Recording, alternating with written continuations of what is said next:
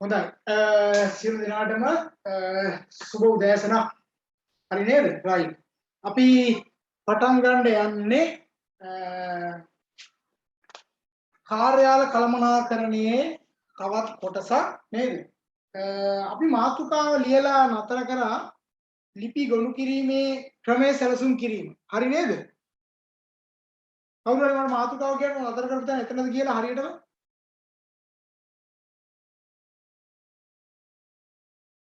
ඒක නේද මාතෘකාව? ලිපි ගොනු කිරීමේ ක්‍රමයේ සැලසුම් කිරීම සර්. හරි මාතෘකාව ලියලා තියෙන්නේ අපි. එතකොට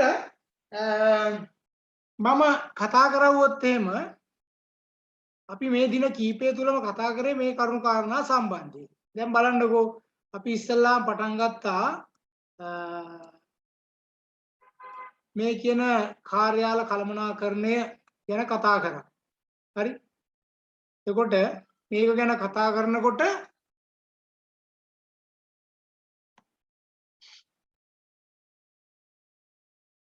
අපි මුලින් ඉඳන්ම යමු.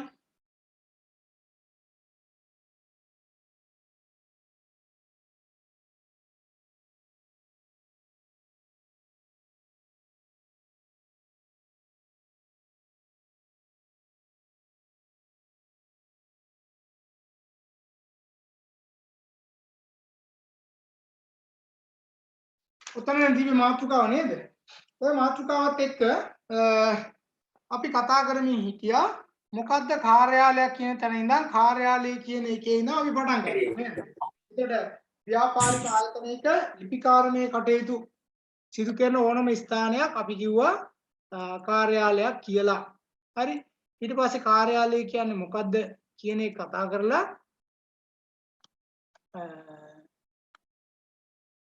ඊට පස්සේ කාර්යාලයක අරමුණු ගැන කතා කරා අපි. නේද? අරමුණු කතා කරා, කාර්යාල කටයුතු ගැන කතා කරා. ඒකේ ප්‍රධාන කාර්යයන් 4ක් ගැන කතා කරා. තොරතුරු ලබා ගැනීම, තොරතුරු වාර්තා කිරීම, තොරතුරු සැකසීම සහ තොරතුරු සැපයීම. ඊට පස්සේ කාර්යාල කළමනාකරු කියන්නේ කවුද කියන එක අපි හඳුනාගත්තා. එතකොට කාර්යාල කළමනාකරු කියන එක අපි ශ්‍රිතයක් විදිහට වර්තමානයේ සලකන තැනට ඇවිල්ලා තියෙනවා කියලා අපි කතා කරා. මොකද සාමාන්‍ය අධිකාරියේ පස්සේ මේරුම් කළමනාකරු, අලෙවි කළමනාකරු, මූල්‍ය කළමනාකරු සහ කාර්යාල කළමනාකරු කියන තැනට පවා අද ඇවිල්ලා තියෙනවා. හරි. ඒතර කාර්යාල කළමනාකරු කියන එකේ වැදගත්කම තමයි එකෙන් පෙන්වුවේ. ඊට පස්සේ කාර්යාල කළමනාකරුගේ කාර්යයන් පිළිබඳව අපි කතා කරා. සැලසුම් සකස් කිරීම, සේවක පිරිස් කළමනාකරණය, රැකියා විශ්ලේෂණය, ආකෘති පත්‍ර නිර්මාණය හා පාලනය, අනුපිටපත් කරණය, ලිපි ගනුදෙනු, ලිපි ගොනු පවත්වා ගැනීම. ඒ වගේම කාර්යාල විමසල්සුම් කරණය, ගෘහ භාණ්ඩ සම්පාදනය, ඊගාවට සංනිවේදන ක්‍රියාපටිපාටි තේරීම, තොරතුරු තාක්ෂණය, සංනිවේදන විශ්ලේෂණය මේවා කතා කරා. ඊට පස්සේ කාර්යාලයක ස්ථාපිත කිරීමේදී සැලකිල්ලට ගත යුතු කරුණු, බාහිර සාධක සහ අභ්‍යන්තර සාධක අපි සැලකිල්ලට ගත්තා.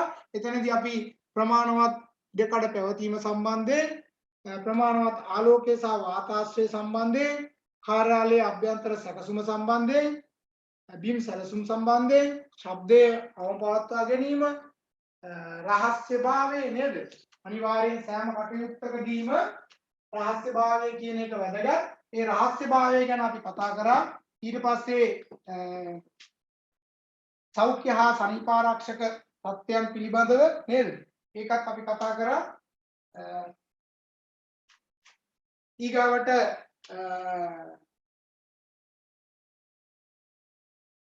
කාර්යාලයේ අභ්‍යන්තර කාර්යක්ෂමතාවය, කාර්යාලයේ අභ්‍යන්තර කාර්යක්ෂමතාවය වැඩි කරගන්නේ කොහොමද කියලා අපි කතා කරා.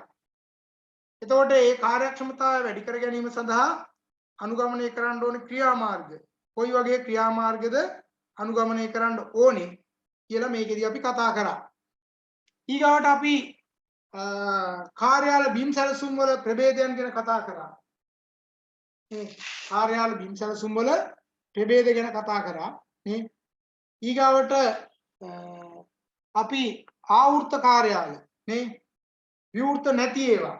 ඒතකොට විවෘත නැති කාර්යාලයක් පවත්වාගෙන යාම සම්බන්ධයෙන් මම ඔයාලට උපසරණක තනින්න දුන්නා. ඈ රූප සටහනක තවින්න දීලා ඒ ගැන කතා කරා. તો රූප සටහනත් එක්ක ඊගාට අපි ගියා මොකටද? විවෘත කාර්යාලවලට. විවෘත කාර්යාලය පවත්වාගෙන යාම සම්බන්ධයෙන් අපි කතා කරා. તો විවෘත කාර්යාල පවත්වාගෙන යාමේ වාසි අවාසි අපි කතා කරා. તો විවෘත කාර්යාල පවත්වාගෙන යාමේ වාසි මොනවද අවාසි මොනවද? නේ? එතකොට ඒකත් එක්ක අපි කිව්වා විවෘත කාර්යාලයක් ගොඩනගා ගන්න විදිය නේද? වැඩ කටයුතු පවත්වාගෙන යන්නේ කොහොමද? මේ වගේ අඩුපාඩුකම් මොනවද? මේ ගැන අපි කතා කරා. එතකොට ඊට පස්සේ අපි කතා කරා විවෘත කාර්යාල වලට පස්සේ සංයුක්ත කාර්යාල ගැන නේද? මේ දෙකේම මිශ්‍රණයක් විදිහට ගන්නත් පුළුවන්. නමුත් අපි පැහැදිලිවම අලංකృత කාර්යාල කියන එක ඉතින් සැලකිලිමට ගත්තේ අලංකృత කාර්යාලය පවත්වාගෙන යාම සඳහා තිබිය යුතු කරුණු කාරණා ටිකක් තිබ්බා. අපි ඒ ගැන ඒක කතා කරා. හරි. එතකොට විවෘත, ආවෘත, වාසි අවාසි නේද? ඊට පස්සේ අලංකృత කාර්යාල ඊගාට වාර්තා කළමනාකරණය. වාර්තා කළමනාකරණය කිව්වට පස්සේ වාර්තාවක් කියන්නේ මොකද්ද? ඒ හඳුනා ගන්නා වාර්තා මොනවද කියලාත් අපි කතා කරා. ඒ වවුචර්ස් තියෙනවා, බදු වාර්තා, නාමාවලි, රැස්වීම වාර්තා, සංගරා, මිල ලේඛන, චෙක්පත්, ඔප්පු, පරිගණක මුද්‍රණ, වෙළඳ පත්‍රිකා, ලිපි, ඉන්වොයිස් නේද? මම ඔයාලට බදු වාර්තාත් පෙන්නුවා. වාර්තා කළමනාකරණය ගැන කතා කරා. වාර්තාවක් සම්බන්ධයෙන් ගත්තට පස්සේ ඒකේ ප්‍රධාන කරුණු පහක් තියෙනවා. විභාගයට ඕක අනිවාර්යෙන් අහන්න පුළුවන් කෙටි ප්‍රශ්නයකට. තොරතුරු ඇතිවීම, උපයෝජනය, ගබඩාකරණය, යාවත් කාලීන කිරීම සහ විනාශ කිරීම එහෙම නැත්නම් රඳවා තබා ගැනීම. ඒතර වාර්තා කළමනාකරණයේ අරමුණු ගැන කතා කරා. දුර්වල වාර්තා කළමනාකරණයක් සහිත ආයතනයක දැකිය හැකි ලක්ෂණ. හරි. ඊට පස්සේ ලිපි ගොනු කිරීම ගැන කතා කරා. ලිපි ගොනු කිරීම යනු කියලා අපි කතා කරලා ලිපි ගොනු පද්ධතිය පවත්වාගෙන යාමේ වාසි, හොඳ ලිපි ගොනු පද්ධතියේ පැවතිය යුතු මූලික ගුණාංග, ලිපි ගොනු කිරීමේ ක්‍රමය සැලසුම් කිරීම කියන අන්න ඔතෙන්ට තමයි අපි අද දවසේ ඇවිල්ලා නතර වෙලා තියෙන්නේ. එතකොට එහෙනම් ලිපි ගොනු කිරීමේ ක්‍රමයක් සැලසුම් කිරීමේදී අපි සලකා බලන්න ඕනි කරුණු කාරණා ටික අපි එකිනෙක ලියාගමු. හරි. ලියාගන්න මෙහෙම ලිපි ගොනු කිරීමේ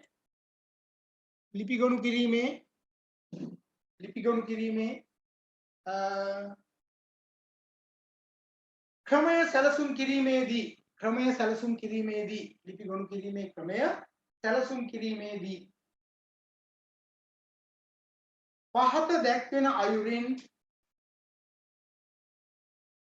පහත දැක්වෙන අයුරින් කටයුතු කිරීම යෝග්‍ය වේ. හරි. එතකොට පහත දැක්වෙන අයුරින් කටයුතු කිරීම යෝග්‍ය වේ කියලා කියන්නේ මේ කරුණු කාරණා කෙරෙහි අවධානය යොමු කරන්න ඕනේ කියන එක. පළවෙනි එක සාධක සලකා බැලීම.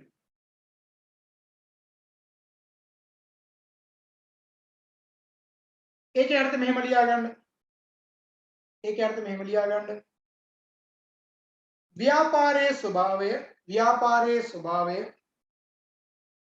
ව්‍යාපාරයේ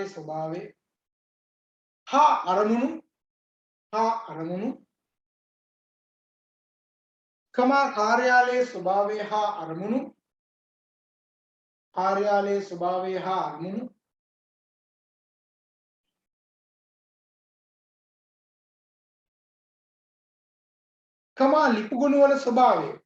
ලිපි ගොනුවල ස්වභාවය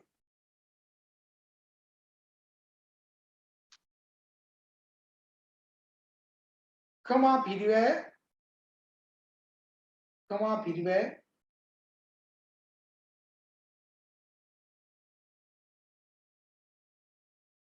කාර්යාලීය ගෘහෝපකරණ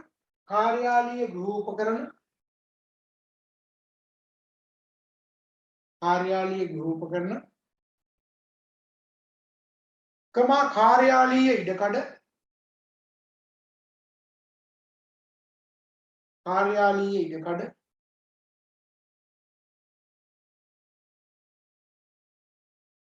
සහ කාර්යාල නීති සහ නියමයන්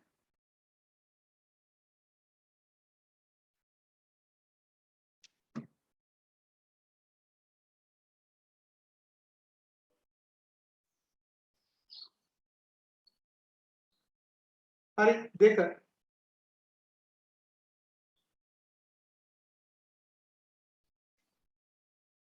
සියලුම ලිපි ලේඛන වර්ග කිරීම. සියලුම ලිපි ලේඛන වර්ග කිරීම. සියලුම ලිපි ලේඛන වර්ග කිරීම. ඒ අර්ථ ලියා ගන්න. මේ සඳහා විවිධ පදනම් යොදාගත හැකි අතර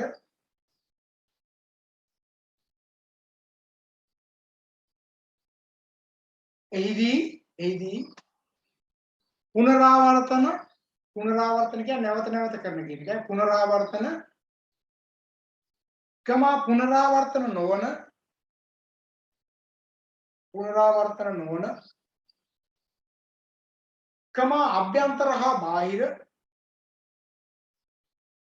අභ්‍යන්තර හා බාහිර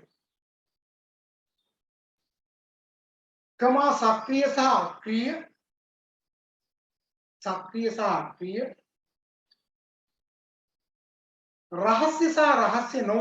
රහස්‍ය සහ රහස්‍ය නොවන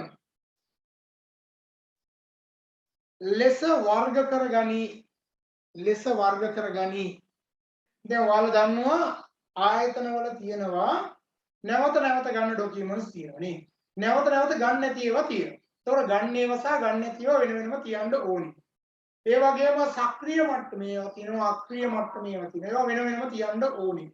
ඒ විතරක් නෙවෙයි අපි කියන්නේ රහස්‍ය තොරතුරු තියෙනවා, රහස්‍ය නොවන තොරතුරු තියෙනවා. සමහර වෙලාවට ඒවා ඇත්තටම අංගගෙන තියාගන්න ඕනේ. සමහර ඒවා තියෙනවා අංගගෙන තියාගන්න ඕනේ නැහැ. ඒතකොට ඒව මොනවද කියලා පැහැදිලිව හඳුනාගෙන රහස්‍ය සහ රහස්‍ය නොවන විදිහට වෙන් කරලා තියාගන්න ඕනේ. ඒ වගේම නීතිමය කටයුතු උදෙසා නිතරම පාවිච්චි කරන දේවල් තියෙන්න පුළුවන්. දැන් උදාහරණයක් විදිහට සේවකයන්ගේ EPF ETF ගෙවන ඒවා සම්බන්ධ තොරතුරු තියෙන්න ඕනේ නේද?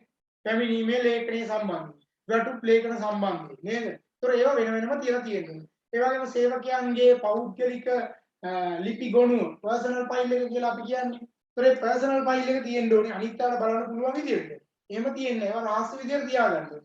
හැමෝගෙම පර්සනල් ෆයිල් එක එක්කෙනාට බලන්න බෑ. ඒක ආයතනයේ ඒ අදාළ නිලධාරියාට විතරයි තියෙන්නේ. ඒක ඇත්තටම එයාට ගන්නත් බෑ. එහෙනම් පර්සනල් ෆයිල් එකකට කවුරු හරි දැම්මොත් එහෙම එයා සම්බන්ධයෙන් වැරදි තොරතුරක් ඒක දිගු කාලීනව ඒක ඉතන තියෙනවා. ඒක සමහරලාට එහෙම කාට හරි විරුද්ධව නීතිමය ක්‍රියාමාර්ගයක් ගත් එකක් පර්සනල් ෆයිල් එකට දැම්මට පස්සේ කවුරු හරි ඒක අයින් කරවුවොත් එහෙම ඒ කෙනා ඒ වරද කරලා නැහැ වගේ තමයි. හරිද? ඒ නිසා මේවා ආයතන විසින් රහස්‍ය සහ රහස්‍ය නොවන විදිහට පවත්වාගෙන යන්න ඕනේ. මේ ලිපි ලේඛන පවත්වාගෙන යාම නම් එතනදී විශේෂයෙන් සැලකිල්ලට ගෙන තියෙනවා. ඊගා තුන්වෙනි එක ලිපි ලේඛන තබාගත යුතු කාලය තීරණය කිරීම. ලිපි ලේඛන තබාගත යුතු කාලය තීරණය කිරීම. ලිපි ලේඛන තබාගත යුතු කාලය තීරණය කිරීම.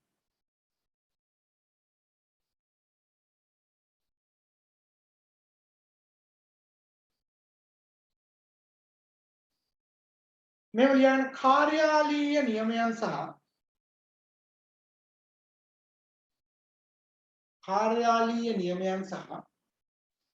නීතිමය තත්ත්වයන්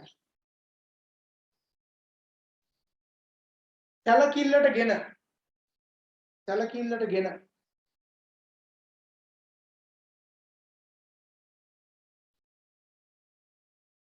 අවශ්‍ය අවස්ථාවන්හිදී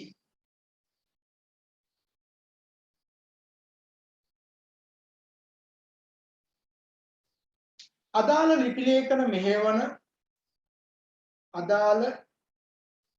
ලේඛන මෙහෙයවන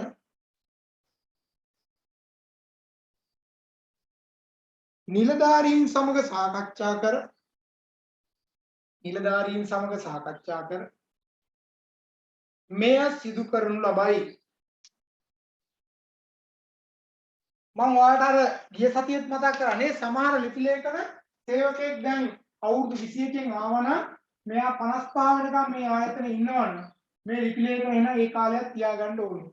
චෙක්පත් සම්බන්ධයෙන් මම ඔයාලට කිව්වා චෙක්පතක් අද මට ඩේට් එක දාලා කවුරු හරි දීලා තියෙනවා හිතන්නකෝ 2021 12යි 4 මේක ඩේට් කරලා මට දුන්නා මේ චෙක්පත මම හෙට මුදල් ගත්තේ නැත. මට පුළුවන් මේ චෙක්පත සඳහා අයිතිවාසිකම් ප්‍රකාශ කරන්න 2022 5යි 4 දක්වා. මාස කීයක් තියෙනවද? මාස 6ක කාලයක් තියෙනවා. එහෙනම් මේ චෙක්පත මාස කීයක් තියාගන්න ඕනද? නීතිමය තත්ත්වයක් එක්ක ඇවිල්ලා තියෙනවා මාස 6ක් තියාගන්න ඕනේ. එතකොට චෙක්පත් නම් එහෙම. සේවකයන්ගේ වැටුප් ගෙවීම පිළිබඳ තොරතුරු අපිට සමහරවිට තියාගන්න වෙනවා. හරිද? ඒතර මෙන්න මේ විදිහට ආයතනයේ නීතිමය ස්වභාවය එකිනෙකට වෙනස්. ඒතර ඔයාගේ ෆයිල් ඒතර ඒ වගේම පිටින් කවුරු හරි අපිට දීපු තොරතුරු නේද? අපි තව ආයතනයකට කොන්ත්‍රාක්ට් එකක් දීලා තියෙනවා අවුරුදු දෙකකට. ඒකේ අවුරුදු දෙක ඉවර වෙලා මේක බාර දෙන්නකම් අපි ගාව ඒ තොරතුරු තියෙන්න ඕනි. සියලුම තොරතුරු තියෙන්න ඕනි. දැන් ඔයාලා දැක්කේ අර මේ දවස්වල වාර්තා පිළිබඳව නේද? ගෑස් සම්බන්ධයෙන් දැන් මම හිතනවා මේ වෙනකොට ඔයාලගේ කිසිම ගෙදරක ගෑස් එකක් පත්තු කරන්නේ නැතුව ඇති නේද? පත්තු කරන කවුරු හරි ඉන්නවද? එහෙම ඉන්නවනම් අර සිංහයෝ රෑනක් මැද්දේ මුවෙක් කොටු වෙලා ඉන්නවා වගේ තමයි නේ. කොයි වෙලේ මොකෙක් පණීද කියලා හිතනවා වගේ තමයි ඉන්න වෙන්නේ. ඒ තරම් භයානකයි. අපි ගෙදර නම් ගෑස් නැහැ දැන්. ගෑස් ටැංකි තුනක් තිබ්බා. තුනම නම් එළියට දාලා තියෙනවා. එහෙනම් ගෑස් ලිපත් අයින් කරලා තියෙන්නේ. එහෙනම් මේ ගෑස් නැහැ. එතකොට ගෑස් සම්බන්ධව දැක්කනේ ලේඛනයේ තොරතුරු ටික. එතකොට ඒ කියන කතා නේද? එතකොට මේ වාර්තායේ ආයතන වලින් එළියට දීපු නැති ඒවා රහස්‍ය වාර්තා නේ. ඒවා ඒ අය තබාගෙන තියෙනවා. නමුත් ඔය විදිහට හැම ආයතනයකම රහස්‍ය තොරතුරු තියෙනවා. ඒවා කොච්චර කාලයක් ඒ තොරතුරු රකින්න ඕනද කියලා තියෙනවා. දැන් උසාවියකට ගියොත් එහෙම ඔයාලට හිතා ගන්න පුළුවන් ඒ නඩුව සම්බන්ධයෙන් සියලුම තොරතුරු එකේ තියාගන්න ඕනේ. ඒක අවුරුද්දක්ද තියෙන්නේ දෙකක්ද තියෙන්නේ.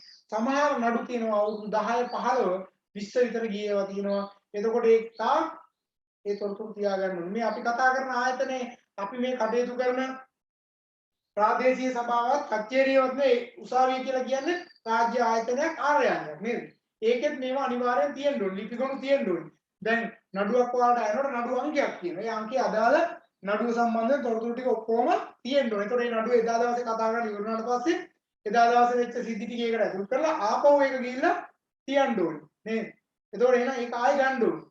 ඒතකොට මේ නඩුව වාර්තාව නඩුව ඉවර වුණා කියලා ඒක පුච්චන්නත් බෑ.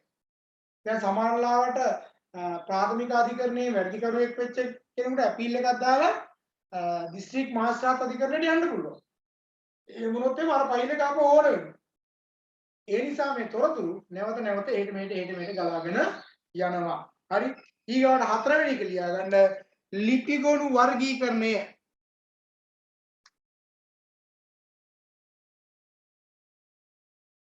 ලිපිගොනු වර්ගීකරණය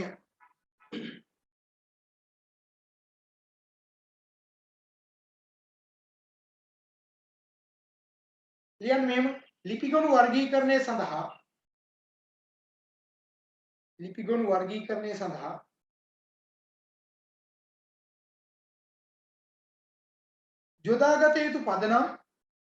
යොදාගත යුතු පදනම්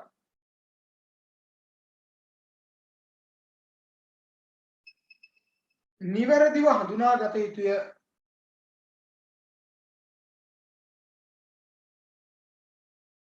එහිදී විෂය අනුව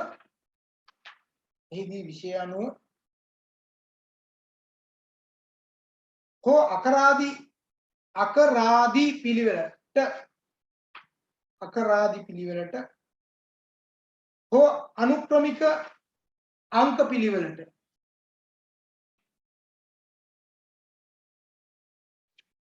ඒවා සිදු කළ යුතුය. ලිපි ගොනු කිරීම සම්බන්ධයෙන් විශේෂයෙන් කතා කරනවා. ලොකුවට කරුණු කාරණා තියෙනවා ලිපි ගොනු කිරීම සම්බන්ධයෙන්.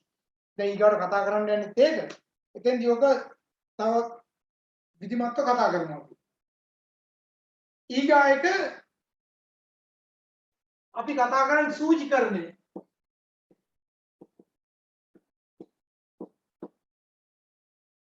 සූචිකරණය කියලා කියන්නේ සූචිකරණය.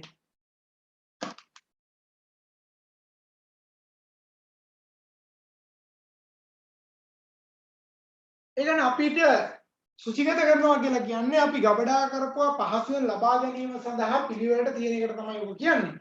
ඒකේ අවශ්‍යතාවයට තමයි ඔක කරන්නේ. මෙහෙම ලියා ගන්න. ගබඩා කළ ලිපිගොනු ක්ෂණිකව සහ නිවැරදිව ක්ෂණිකව සහ නිවැරදිව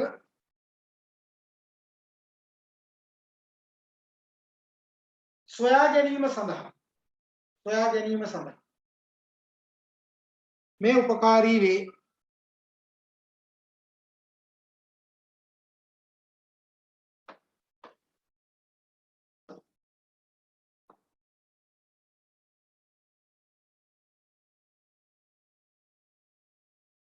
ඊගාව එක ගබඩා කිරීමේ 6 ගබඩා කිරීමේ ක්‍රමය සැලසුම් කිරීම.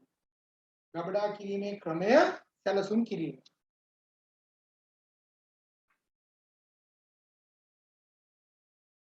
ඔය සුචිගතකරණයත් මම වෙනමම කතා කරනවා. සුචිගතකරණයේ සම්බන්ධයෙන් ලොකු කරුණු කාරණා ටිකක් තියෙනවා. ඒක ලොකුවටම කතා කරන හින්දා මම ඔක කෙටියෙන් ඉවර කරේ. ඊගාට ගබඩා කිරීමේ ක්‍රමය සැලසුම් කිරීම. මෙහෙම ලියා ගන්න. මේදී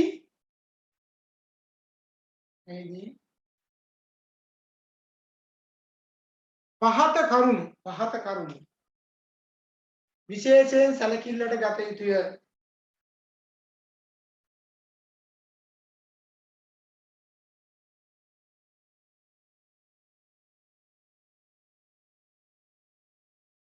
එක දිගට ලියන්නත් පුළුවන් නැත්නම් තරු දාලා පල්ලෙහාට ලියන්නත් පුළුවන්. කමන්න එක දිගට ලියා ගන්නකො මෙහෙම. එහෙනම් ගබඩා කර තැබිය යුතු කාලය. ගබඩා කර තැබිය යුතු කාලය. ආරක්ෂක අවශ්‍යතා.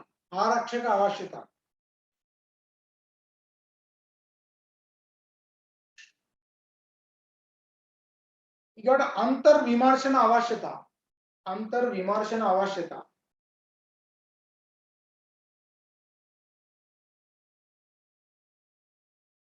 ඊගාට මධ්‍යගතකරණය හෝ විමධ්‍යගතකරණය. ප්‍රතිපත්ති කියලා දාන මධ්‍යගතකරණ හෝ විමධ්‍යගතකරණ ප්‍රතිපත්ති.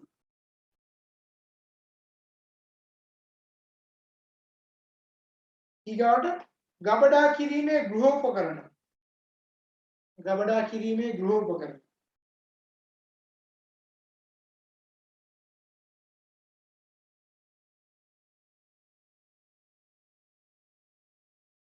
ඊගාට කාර්යාලීය ඉඩකඩ.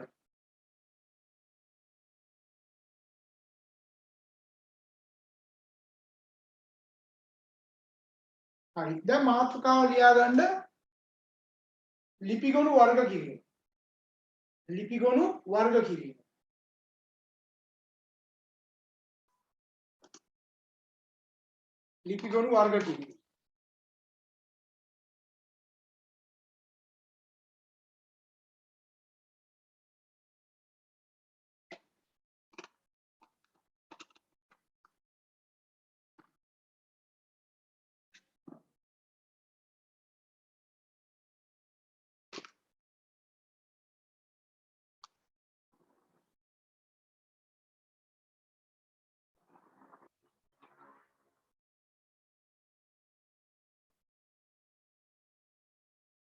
මෙහෙම ලියා ගන්න සමානත්වයේ පදනම් කොටගෙන වාර්තා ගොනු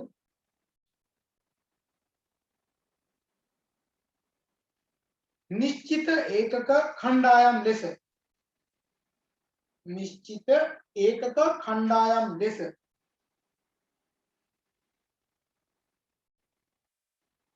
තැන්පත් කිරීම.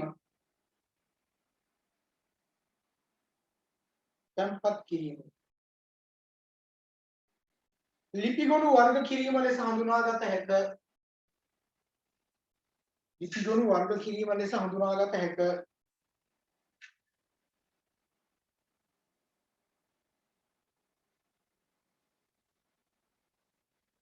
ලිපිගොනු වර්ග කිරීම සඳහා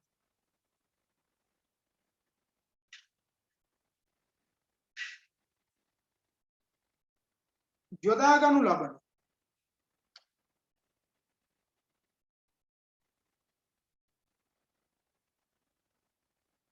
පදනම් කිහිපයක් පහත පරිදි හඳුනාගත හැක.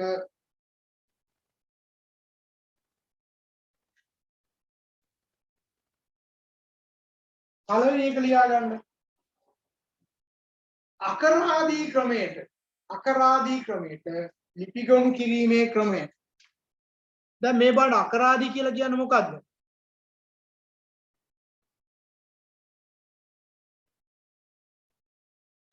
දැන් අකරා කළමනාකරණයේ මේ කියන්නේ කාර්යාල කළමනාකරණය තුල ඔයාලා දන්නවා එක එක ආකාරයට මේක සටහන් කරගන්නකොට අකරාදී කියලා කියන්නේ අපි ඉංග්‍රීසි හෝඩිය අකුරු පාවිච්චි කරන්න පුළුවන් සිංහල හෝඩිය අකුරු පාවිච්චි කරන්නත් පුළුවන්. නමුත් අපි බහුලව දකින්නේ ඉංග්‍රීසි ක්‍රමය තමයි පාවිච්චි වෙන්නේ. හරිද? ඉංග්‍රීසි අකුරු තමයි බොහෝ තැන්වල පාවිච්චිය සඳහා යොදා ගන්න. හරි. එතකොට ඔයාලා දැකලා තියෙනවා A අකුරෙන් B අකුරෙන් නේද? A B කරලා එහෙම යන්නේ. අන්න ඒක තමයි අකරාදී පිළිවෙල. ලියා ගන්න මෙහෙම සෑම ලිපි ගොනුවක් සඳහාම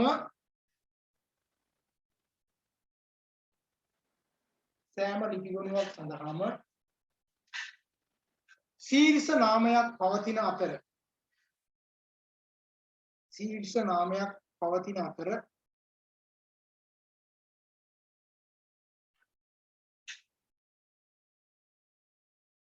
එම ශීර්ෂ නාමයන්හි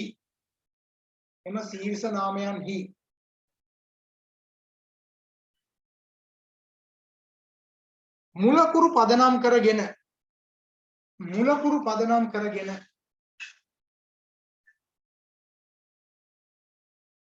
ලිපිගොනු වර්ග කිරීම මෙහිදී සිදුවේ.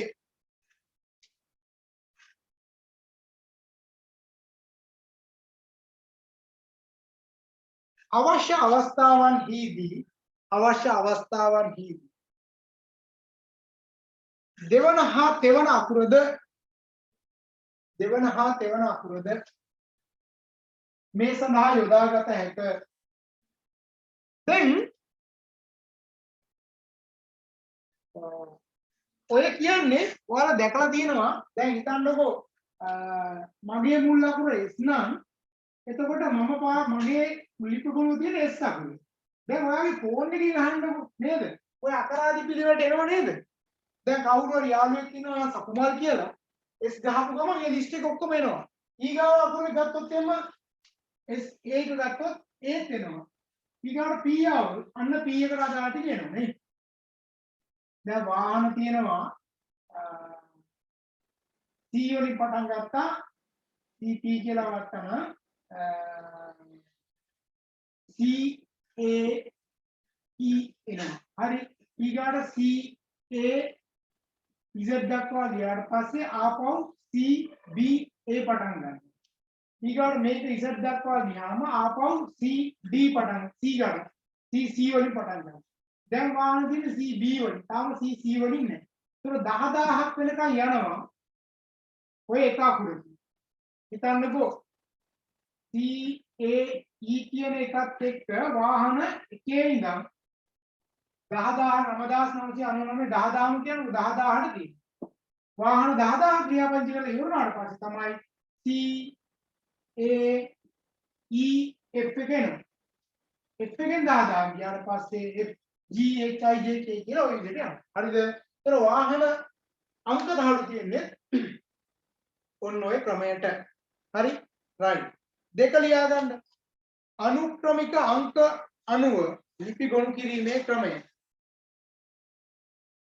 අනුක්‍රමික අංක අනුව ලිපි ගොනු කිරීමේ ක්‍රමය. අනුක්‍රමික අංක අනුව ලිපි ගොනු කිරීමේ ක්‍රමය.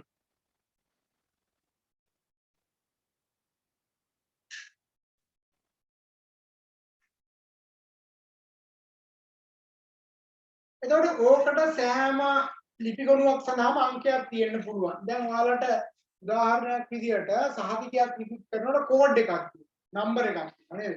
ආයතනයට ගියාට පස්සේ කාර්යාල කම්කරුවෝ හඳුනා ගන්නවා අපි හිතමු 20න් තමයි කාර්යාල කම්කරුවෝ. එතකොට 21 නඩත්තු අංශ. 22 එහෙම තියෙන්න පුළුවන්. එතකොට 19 කියන්නේ කාර්යාලයේ අභ්‍යන්තර කළමනාකරුවන් නම් අන්න ඒ අය. 18 17 එහෙම තියෙනවා. එහෙම නැත්නම් 5 1 5 2 ඒ විදිහට අංක කරන්න පුළුවන්. හරි ලියා ගන්න මෙහෙම. මේදී සෑම ලිපි ගණුවක් සඳහාම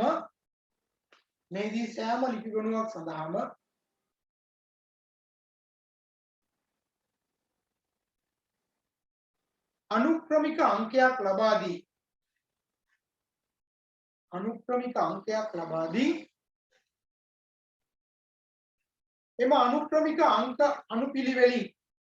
එම අනුක්‍රමික අංක අනුපිළිවෙලින්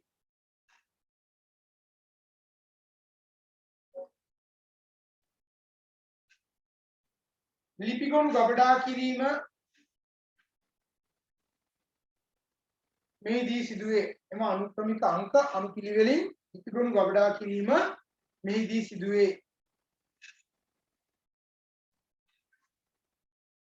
එහිදී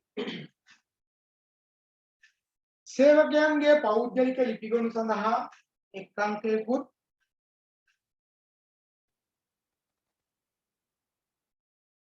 නීතිමය ලිපිගොනු සඳහා තවත් අංකයක්ද ආදී වශයෙන්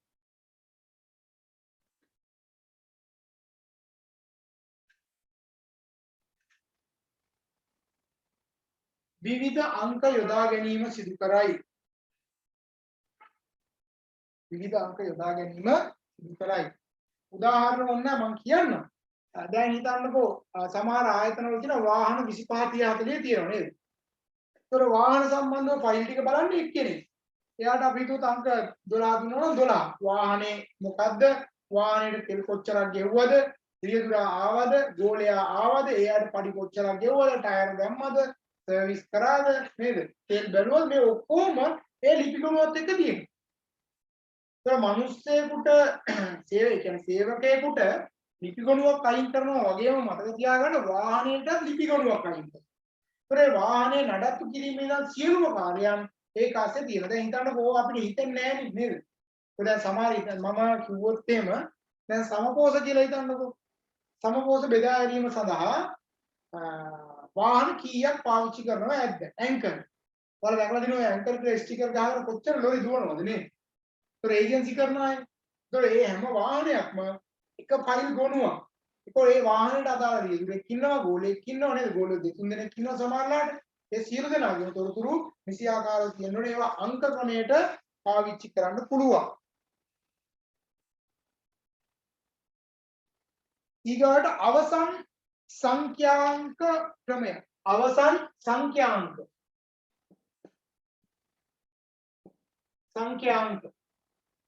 සංඛ්‍යාංක අවසාන සංඛ්‍යාංක ක්‍රමය.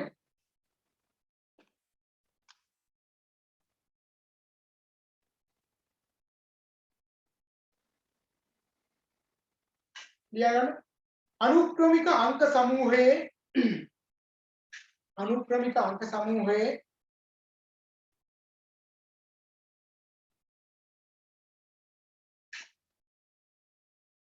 නූතන විකාශනයක් ලෙස මේ හඳුනාගත හැක.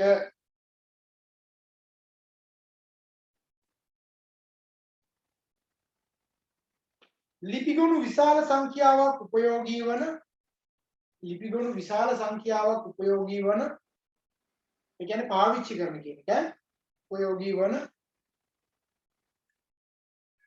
මහා පරිමාණ ආයතන සඳහා මේ යෝග්‍ය වේ.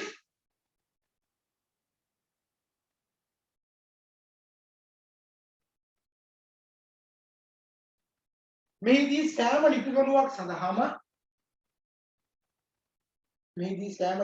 සඳහාම අංක 4ක් ඇතුළත් කරමින්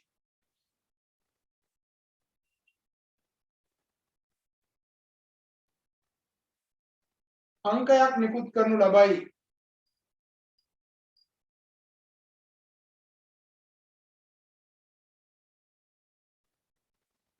මෙහිදී මුල් අංක දෙක විෂය හඳුනා ගැනීමටත්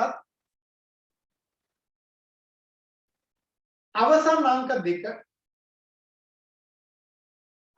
අංක දෙක අදාළ ලිපිගණුව හඳුනා ගැනීමටත්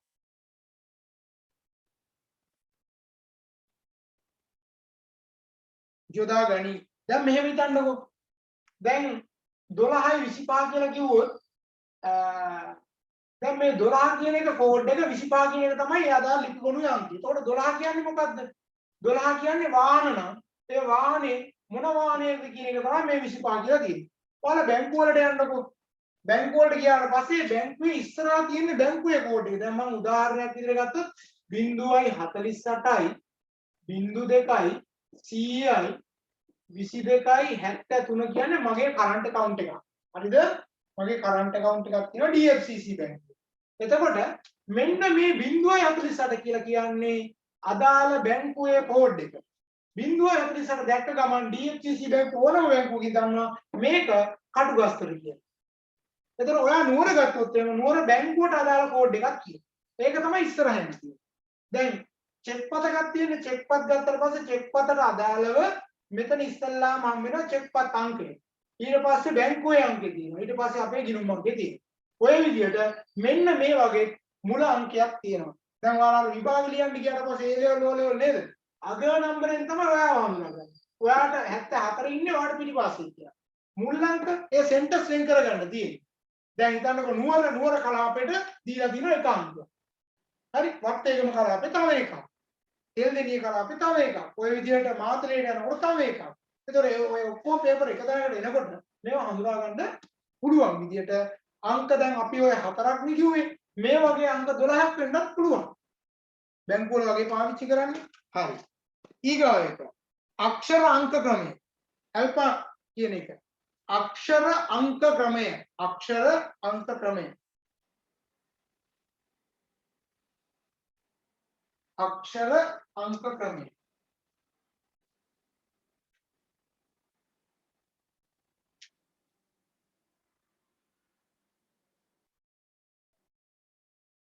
ඉහත සඳහන් කළ අකරාදී ක්‍රමය සහ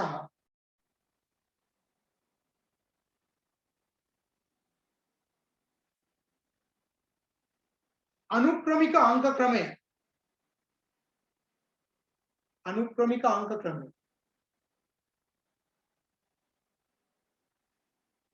ඒකාබද්ධ කිරීමෙන් මෙම ක්‍රමය ගොඩනගා ඇත.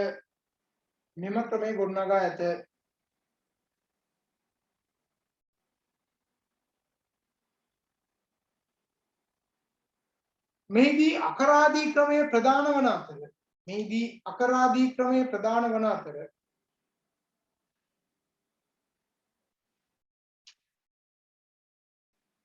අනුක්‍රමික අංක ක්‍රමය සහයෝගී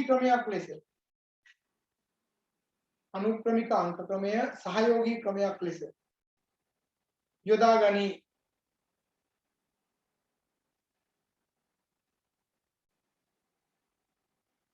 දැන් උදාහරණ විදිහට ඔක ලියාගත්තා නම් උදාහරණ මෙහෙම හිතන්නකෝ. එතකොට මේ කියන A කියන අකුර පාවිච්චි කරා. A1 ඊට පස්සේ ඔන්න A2 කියලා යන්න පුළුවන්. ඊට පස්සේ A අකුරත් එක්ක මේ විදිහට පාවිච්චි කරනවා. ඊට පස්සේ B අකුර පාවිච්චි කරනවා. B1 ඕනම් B2 ඔය විදිහට යන්න පුළුවන් නේ. උදාහරණ ගත්තොත් මේක උදාහරණ. මේ තව උදාහරණ. හරි.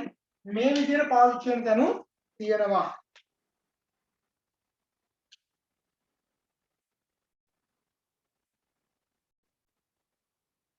හරි. ඊගාව එක භූගෝලීය ප්‍රදේශානුව ලිපිගොනු වර්ගීකරණය.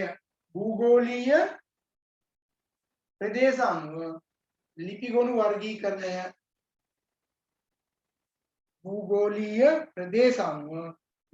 වර්ගීකරණය.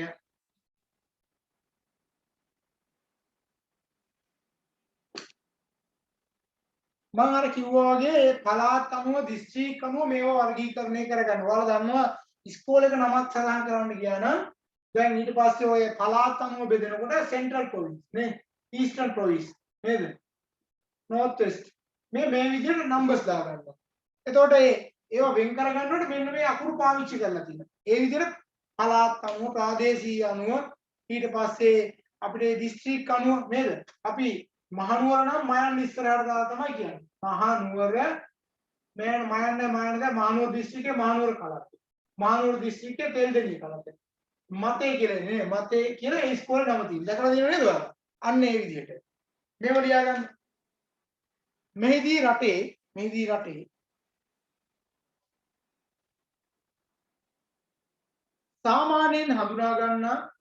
සාමාන්‍යයෙන් හඳුනා ගන්නා පරිපාලන කලාප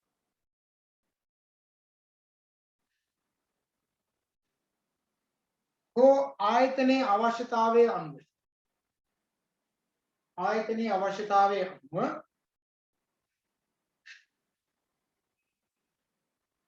හඳුනා ගන්නා වෙනත් කලාපවලට අනුකූලව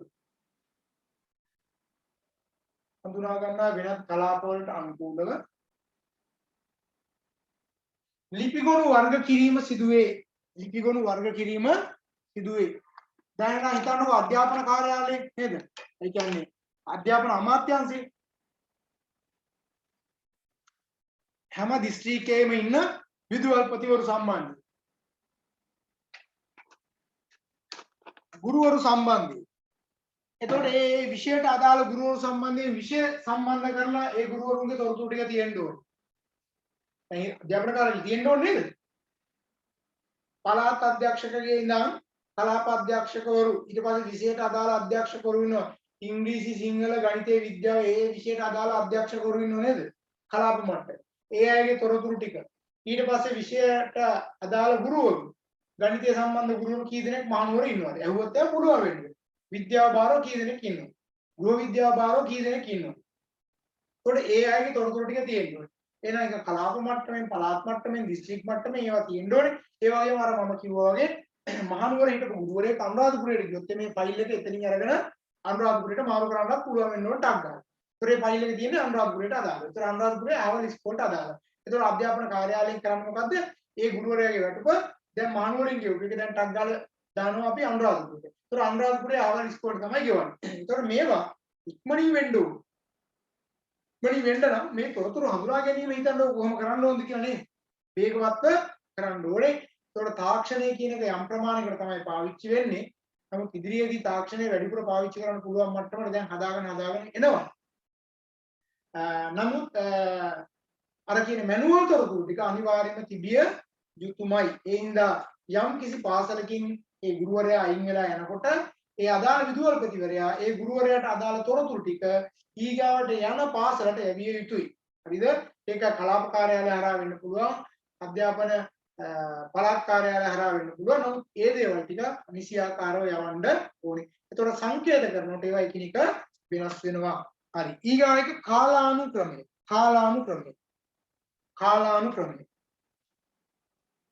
ඒක ඕන වරහන් දාන කාලය අනුව ලිපිගොනු වර්ගීකරණය.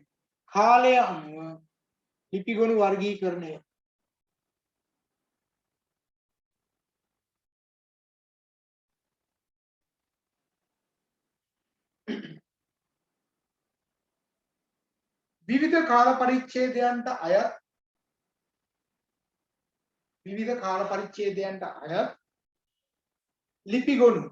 ලිපිගොනු වෙන වෙනම තැන්පත් කිරීම මෙහිදී සිදුවේ. හරි. දැන් ඔයාලා ගත්තාට පස්සේ ඒක කණ්ඩායම වගේ. දැන් විශ්වවිද්‍යාලයට ගියාට පස්සේ 2001 වර්ෂයේ කණ්ඩායම ගත්තොත් ඒකේ තොරතුරු ටික තියෙනවා නේද? 2002 98 2000 ඒ විදිහට ගත්තාට පස්සේ 1970 80 කවුද හිටියේ කියලා ඔක්කොම තොරතුරු තියෙනවා. පාර්ලිමේන්තුවට ගියොත් එහෙම පාර්ලිමේන්තුවේ ඒ අවුරුද්දේ පාර්ලිමේන්තු නියෝජනය කරපු අයගේ තොරතුරු ටික තියෙනවා. ප්‍රාදේශ සභාවල එහෙම තොරතුරු තියෙනවා. ඉස්කෝල වල ඒ තොරතුරු තියෙනවා. ගිය අවුරුද්දේ කී දෙනෙක් පාස් වුණාද, ෆේල් වුණාද, කී දෙනෙක් ලිව්වද මේ තොරතුරු ඔක්කොම වාර්තාගත වෙලා තියෙනවා. එතකොට අපි ඒක කියන්නේ කාලය අනුව ඒ තොරතුරු ටික ඇතුළත් කරගන්න ඕනේ. ඊගාට විෂය අනුව ලිපිගොනු කිරීම. විෂය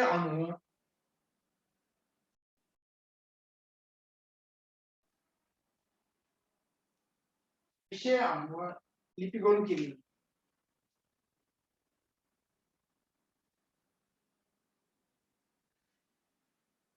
කියන විෂය මාතෘකා අනුව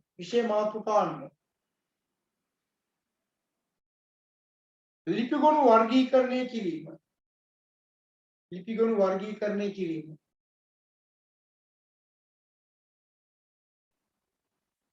මෙහිදී සිදුවේ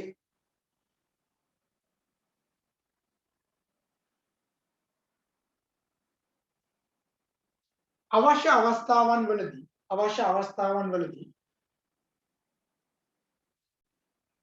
ප්‍රධාන විෂය යටතේ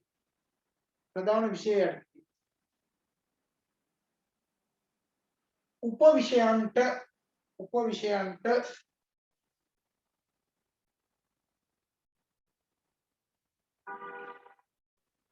ලිපිගොනු විවෘත කළ හැක.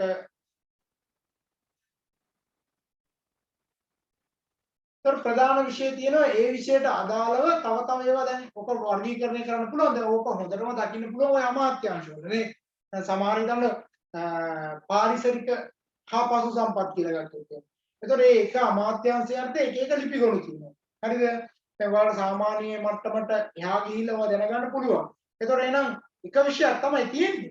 ඒතකොට අධ්‍යාපනය කියලා ගත්තොත් එක විෂයක් ඒකේ ඇතුලේ තව අනු විෂයන් ගොඩාක් තියෙනවා. ඒතකොට ඒවට අදාළව ලිපිගොනු වර්ගීකරණය කරනවා. මම මේ කතා කරන දේවල් මතක තියාගන්න ඔයාට අනිවාර්යෙන් වැදගත් වෙනවා. හේතුව තමයි ඔයා යම් දවසක රැකියාවකට ගියාට පස්සේ දැන් රැකියාව කරන අය ඒ එක ලිපිගොනුවක් අස්සේ තමයි ඉන්නේ. සමහරවිට මේ ලිපිගොනුව බලා ගන්න ඔයාට කියන්න පුළුවන්.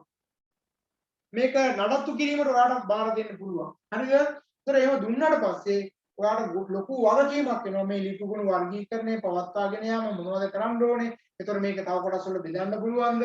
මේවා සම්බන්ධයෙන් ලොකු දේවල් ටිකක් කරන්න වෙනවා. ඒතර අපි සුචිගතකරණේ ඊගාට කතා කරන සුචිගතකරණේ හරහා ඕවා ෆයිල් කොයි විදිහට දාන්න ඕනේ, කොයි විදිහට තියාගන්න ඕනේ යන අපි ඉස්සරහට කතා කරනවා. ඒ නිසා මේ කියන දේවල් ප්‍රායෝගිකව ඔයාලට ආයතන වල දෙහිවින්ම යනකොටම දැක ගන්න පුළුවන් කරුණු කාරණා ටිකක්.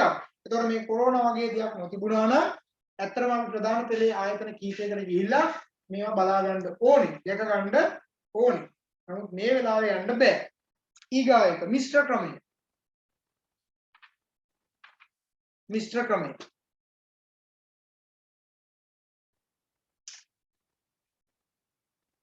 ලියා ගන්න මෙහෙම. වඩාත් කාර්යක්ෂම සේවාවක් පවත්වා ගැනීම සඳහා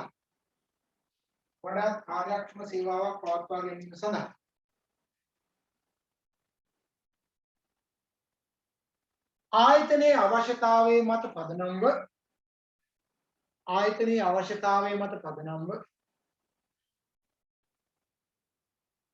ගැළපෙන අයුරින්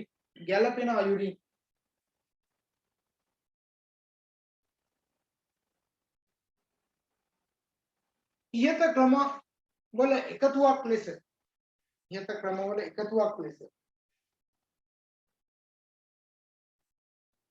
ලිපිගොනු පවත්වාගෙන යාම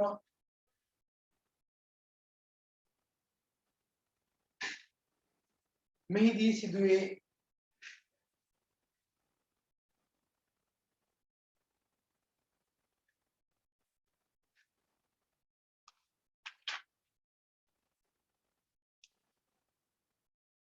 හරි. ඊගාට මාතෘකාවක් ලියා ගන්න සුචිගතකරණය. අපි ඔකට කියනවා දර්ශක කිරීම කියලා. සුචිගතකරණය.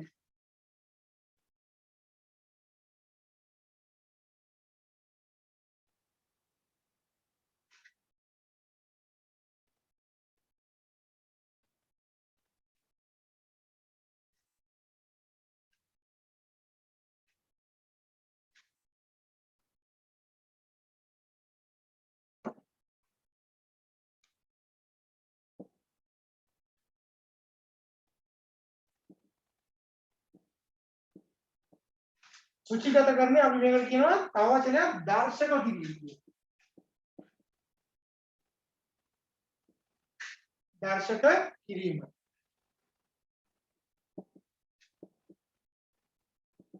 ඉන්ඩෙක්ස්.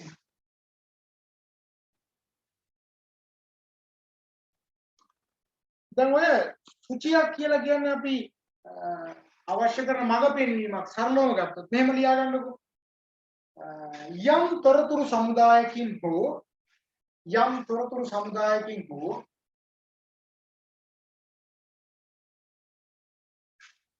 ලිපි ගොනු කිහිපයකින්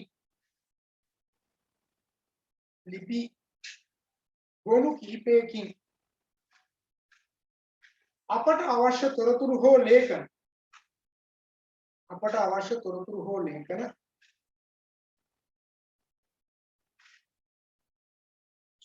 සොයා ගැනීම සඳහා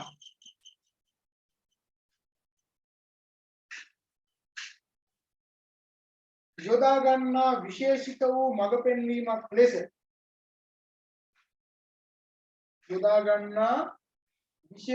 වූ මඟ පෙන්වීමක් ලෙස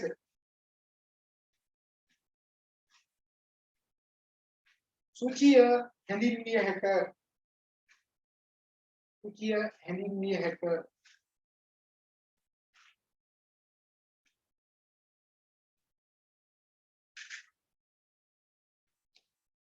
සුචිය ඉදිරිපත් කළ හැකි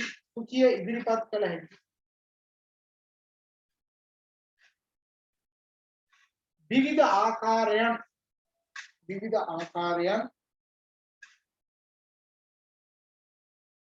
පහත පරිදි හඳුනාගත හැක.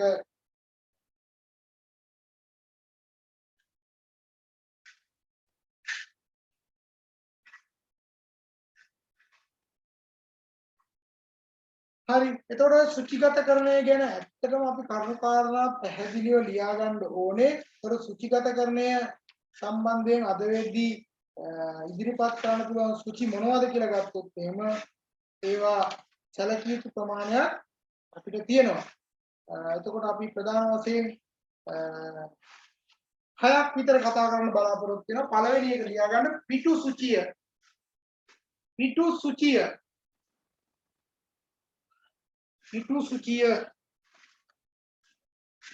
ඕකට අපි පොත් සුචිය කියලාත් කියනවා. හරි.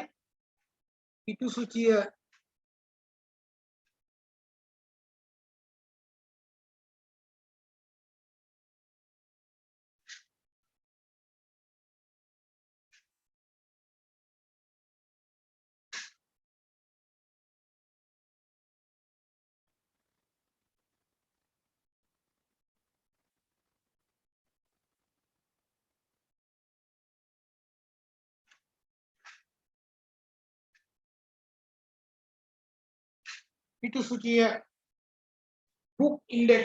හරි. මේව ලියා ගන්න. හෝඩියේ අකරාදී අනුපිළිවෙලින්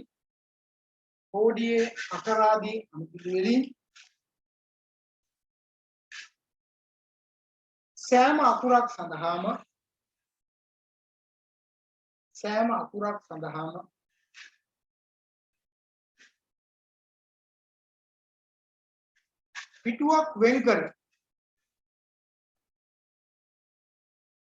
පිටුවක් වෙන් කර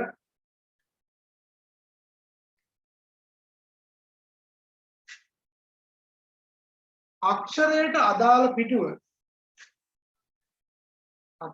අදාළ පිටුව පෙරළූ විට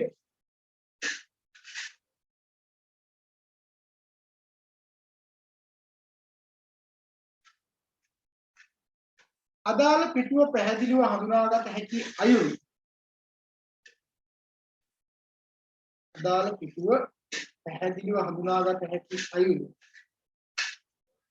තීරු කපා සකස් කරන ලද පොතකි.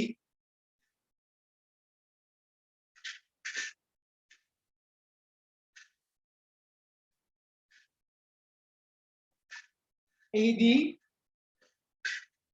අදාළ අක්ෂරයෙන් පටන් ගන්නා සියලු තොරතුරු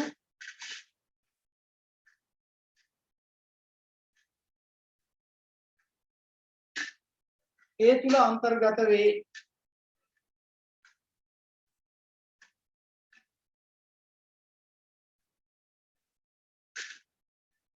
හරිද? දැන් ඔකේ උදාහරණ කිහිපයක් දක්වලා තියෙනවා. දැන් ඔයාලා මේ වගේ ඒවා දැකලා තියෙනව නේද?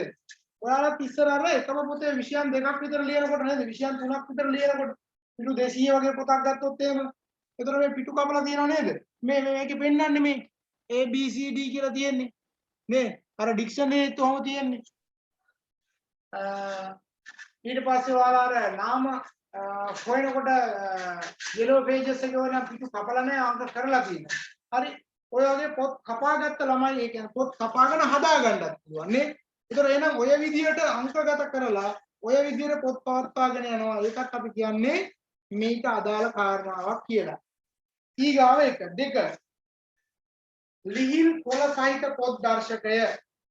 ලිහිල් කොළ සහිත පොත් දර්ශකය. දැන් ඔය පෙන්නලා තියෙන්නේ ඔන්න ඔය විදිහට පවත්වාගෙන යනවා.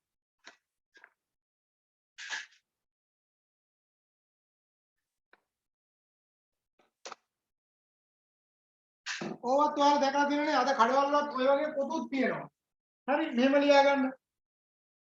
මෙය පොත් සුචියේම වැඩි දියුණු කිරීමකි. මෙය පොත් සුචියේම වැඩි දියුණු කිරීමකි.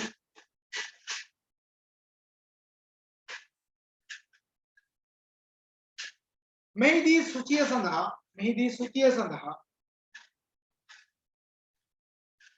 කොළ ස්ථාවරව බැඳී පොතක් වෙනුවට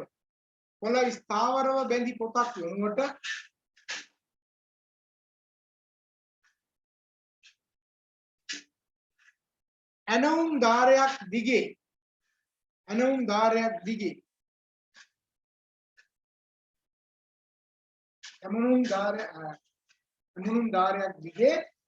හිල් කපා සකස් කරන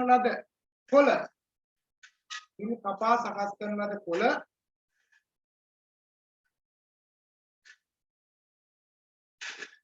ඇමුණුම් මුදු මගින් එකට අමුණා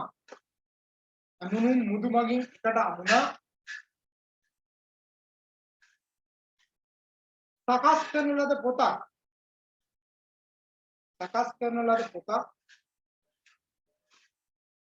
උපයෝගී කර ගනී.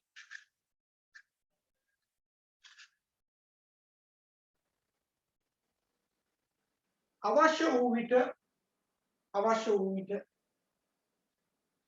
අලුතෙන් පිටු එකතු කර ගැනීමට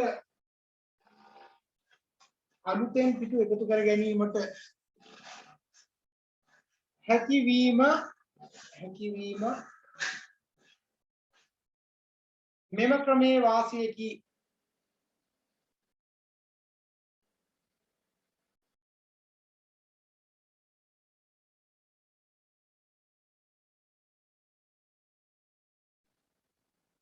ඔයාලා මේවා දැකලා දිනවර බයින්ඩින් කරන්න එහෙම කියාට පස්සේ කරනව නේද ඔය ප්‍රොජෙක්ට් එහෙම හදලා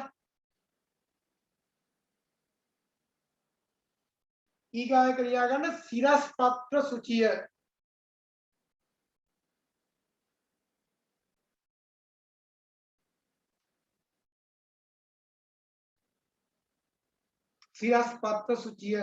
vertical එක horizontal නෙවෙයි vertical. උදේ ඉඳන් පල්ලෙහාට එල්ලලා තබන විදිහට තමයි මේක ක්‍රියාත්මක වෙන්නේ.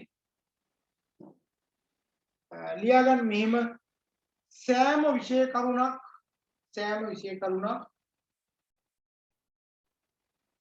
කමා අක්ෂරයක්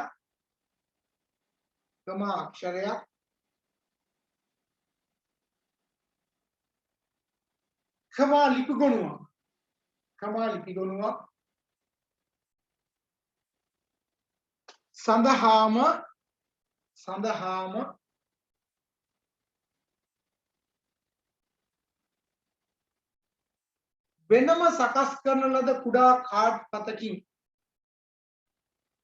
වෙනම සකස් කරන ලද කුඩා කාඩ් පතකින්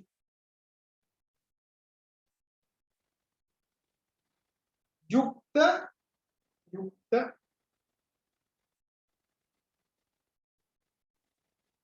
සිරස් ආකාරයට ගොනුගත කරනු ලැබූ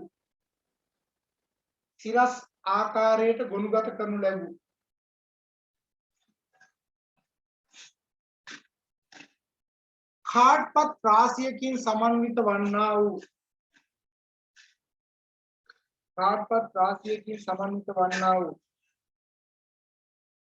සුචිය මේ නමින් හැඳින්වේ.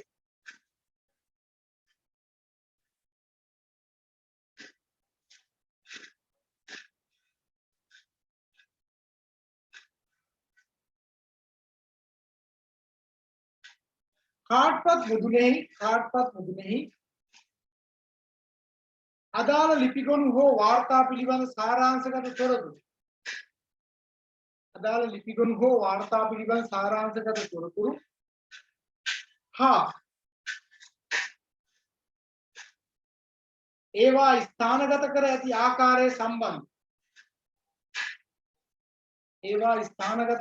ආකාරය සම්බන්ධ තොරතුරු අඩංගු කරයි.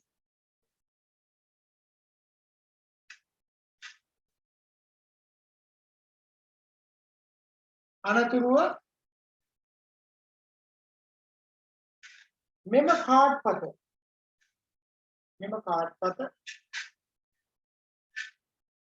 කම්බියක ආධාරයෙන්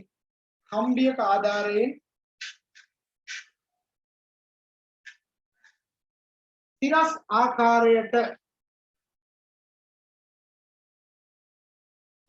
ආකාරයට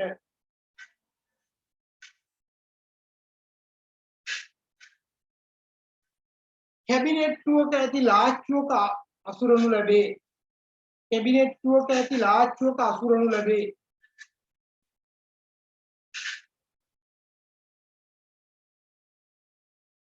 කාඩ්පත්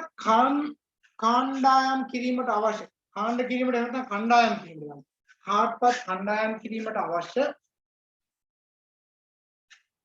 අවස්ථාවන්හිදී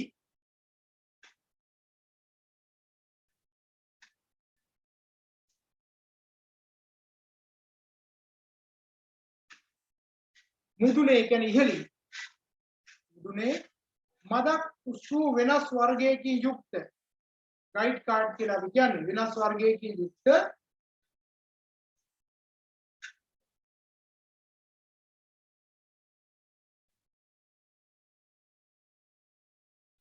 කාඩ් පතක් යොදාගත හැක.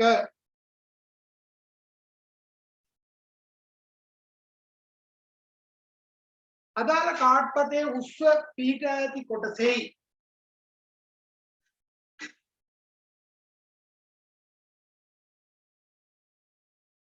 खंडायम वर्गीकरण संकेत प्रदर्शनी कल है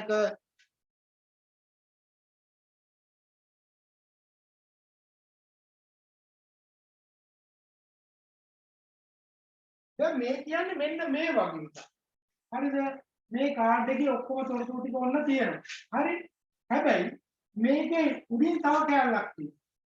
හරි මේක එල්ලා තබන්න මෙතන තියෙන මෙතන බාරකෝඩ් එකක් වගේ අවශ්‍ය කණ්ඩායම Aද Bද Cද එහෙම නැත්නම් මොන තොරතුරු තියෙන්නේ කියලා මේක සටහනක් දාලා තියෙනවා. දැන් මේක මෙතනින් එල්ලන්න ඕනේ. මේක මෙතනින් එල්ලලා තිබ්බත් ප්‍රශ්නයක් නැහැ. ඒතර මේ කාඩ් එක.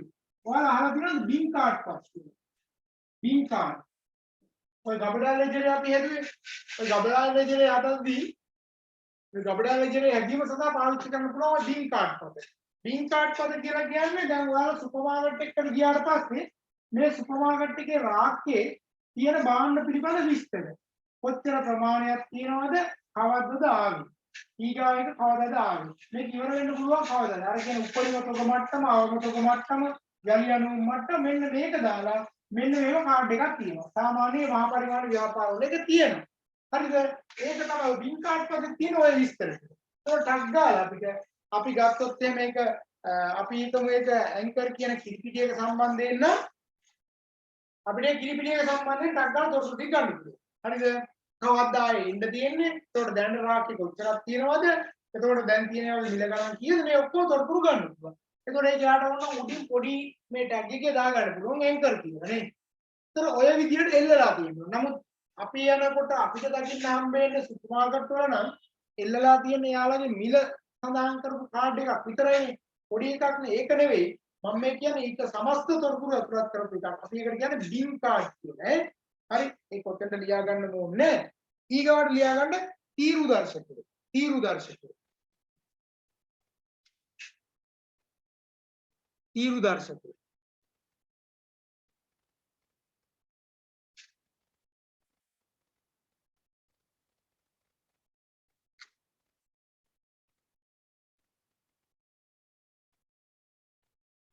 ලියාගන්න මෙහෙම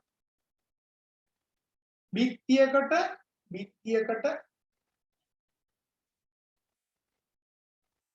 කමා පොතක පිටුවලට පොතක පිටුවලට හෝ පියන් සහිත කැරකෙවිය හැකි රඳවණයකට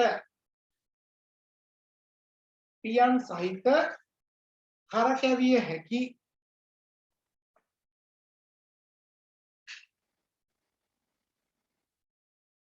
රඳවණයකට සම්බන්ධ කළ හැකි වනසේ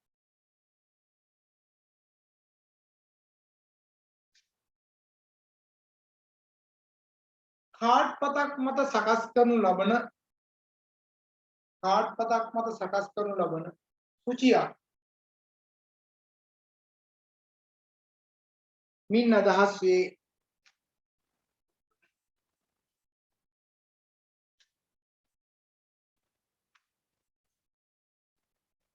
දැන් අර ඩ්‍රෝවර්ස් දැකලා තියෙනව නේද? ඔය මේ තීරු දර්ශකය කියලා කියන්නේ කච්චේරි වගේ ඔයාලා දැකලා තියෙන්නේ. කච්චේරි වල එහෙම තිබ්බේ දෘශ්‍යක නෙවෙයි මම කියන්නේ තීරු එක. මේ මෙතන තියෙන්නේ ඒ වගේ එකකුත් තියෙනවා. එතකොට ඕන තරම් වලට දකින්න පුළුවන්. හරිද? එතකොට කච්චේරි වල තියෙනවා, බැංකු වල තියෙනවා, ඒ දේවල් තියෙනවා. මේකත් ලියා ගන්නකො එහෙනම්. දෘශ්‍ය පත්‍රිකා දර්ශකය.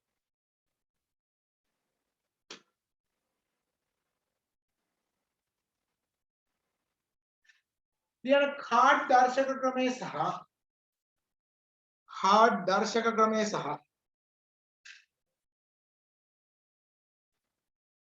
තීරු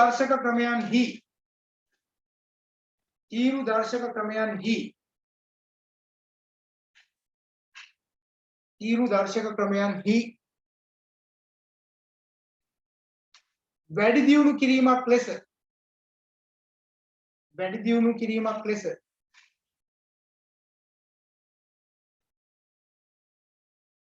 මේ හඳුනා ගනු ලැබේ.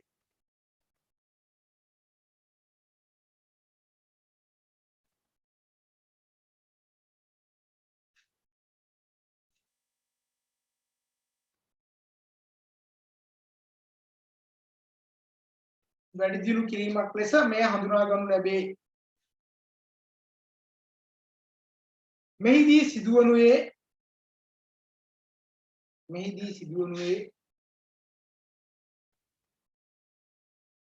පිළියෙල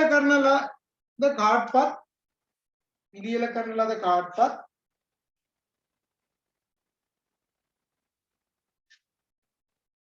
ඒවායේ මුදුනත ලිපිගොනු වර්ගීකරණය දක්වා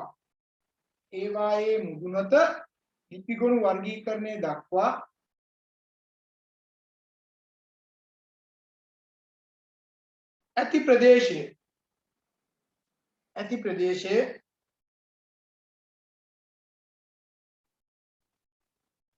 පිටතට ආවරණය වනසේ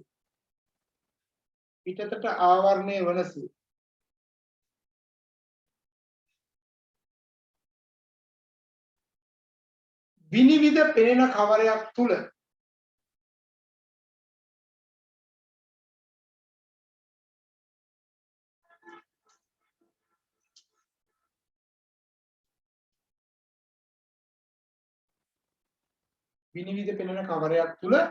එක මත එක තැන්පත් කිරීමයි.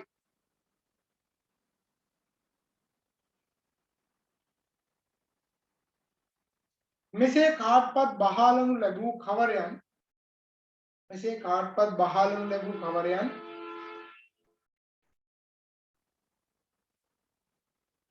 කැබිනට්ටුවක ඇති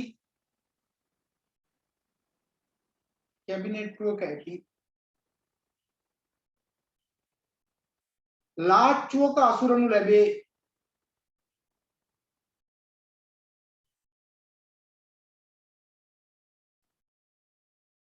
කාඩ්පත් ස්ථානගත කර ඇති ආකාරය අනුව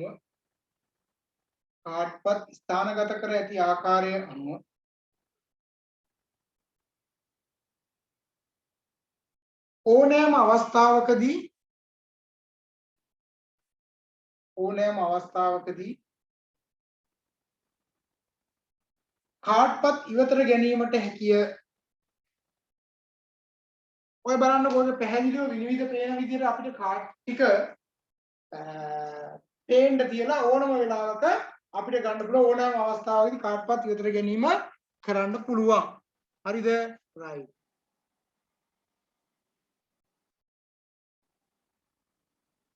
ඊගාවට ලියන රෝද සුචිය. රෝද සුචිය.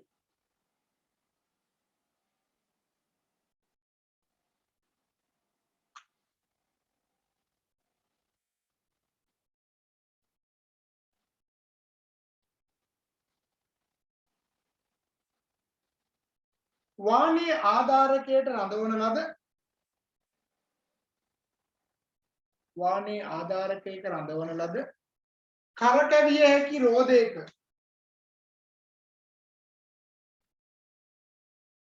බෝස් ගෙඩිය වටා බෝස් ගෙඩිය කියලා කියන්නේ මේකට ඔය මේ මැද තියෙන බාර් එකත් එක්කම ඒකට කියන්නේ කියන වචනේක බෝස් ගෙඩිය වටා සිරස් ආකාරයට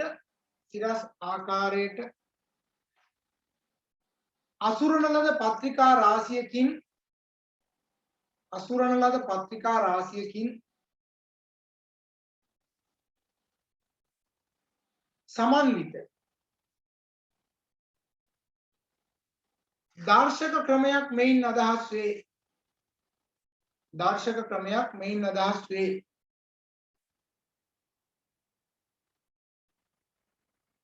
මෙය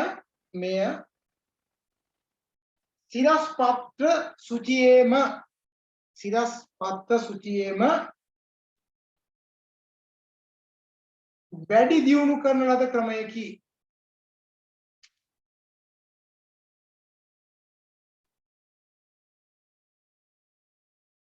අවම ඉඩ ප්‍රමාණයකින්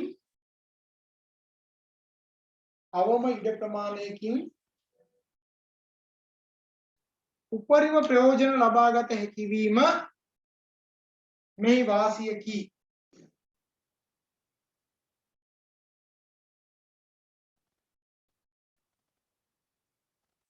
හරි ඔයාලා කැරකෙනවා දැකලා තියෙනව නේද? දැන් ඔය කැරකෙනවා මම දැක්ක ගොඩාක් කරලා බැංකුවල දැන් ඔය මහජන බැංකුවේ ලංකා බැංකුවේ වගේ බලන්නකෝ නේද? ඉස්සර කාලේ ඕවම තමයි යාලා පාවිච්චි කරේ කැරකෙන සුචි ක්‍රමයන් තමයි පාවිච්චි කරේ. හරි.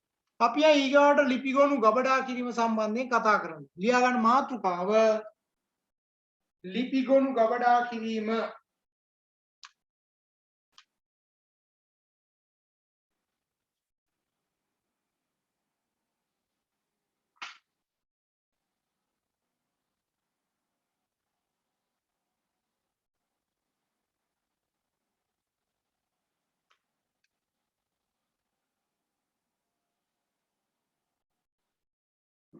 හරි. ඔකේ පළවෙනි එක අපි ලියාගමු ෆෝල්ඩ් ෆයිල් කියන එක නේද?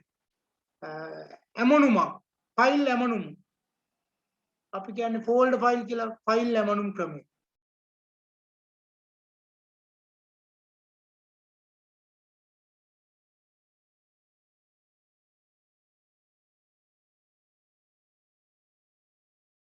කෙටියෙන් ලියාගමු ඝනකම කාඩ්බෝඩ් වලින් සකස් කරන ලද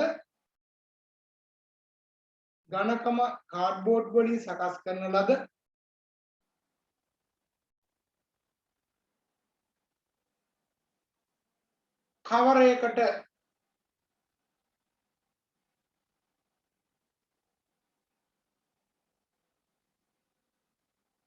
සවි කරන ලද ඇමුණුම් කටුවක් මගින්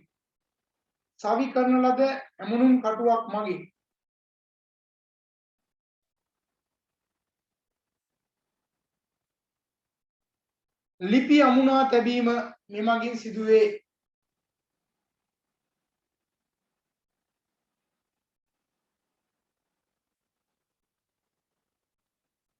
ලිපි ගොනුවට ඇමිනීම සඳහා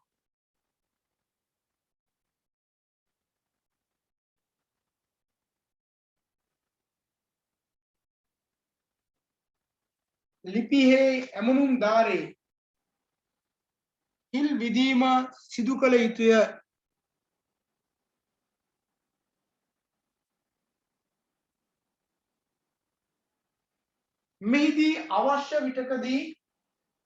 මෙහිදී අවශ්‍ය විටකදී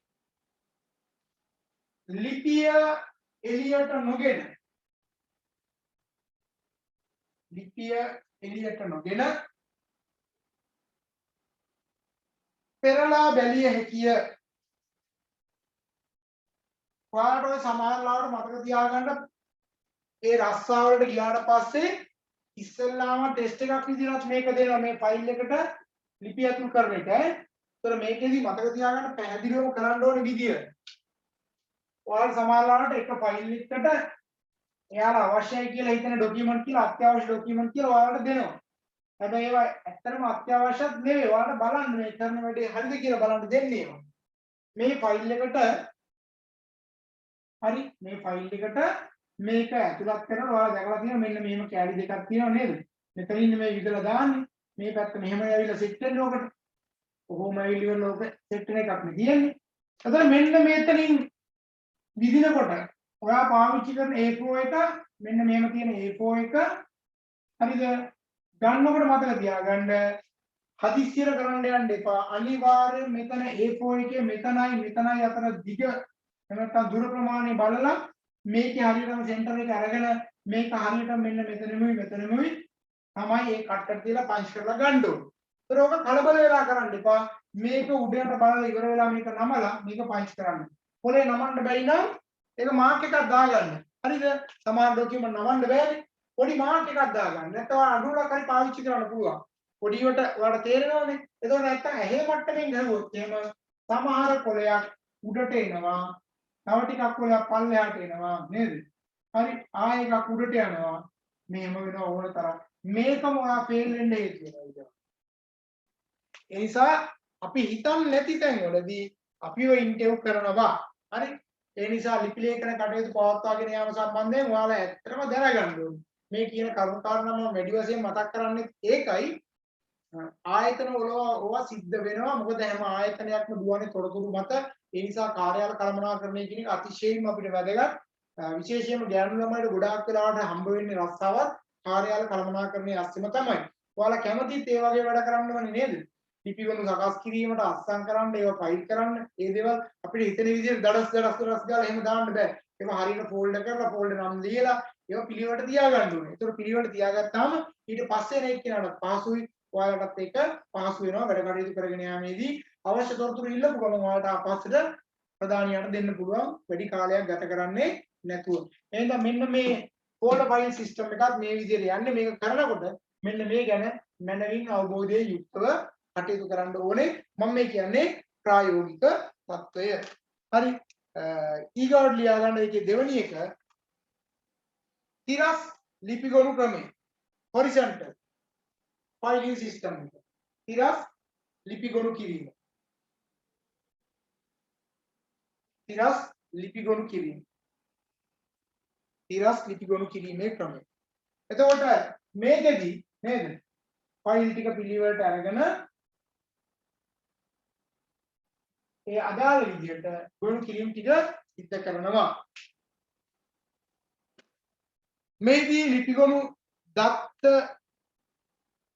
වැටෙනසේ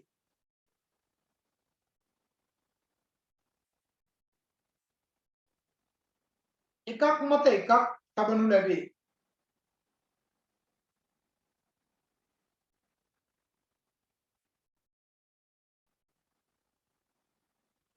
කාලය අනුව ගබඩා කරන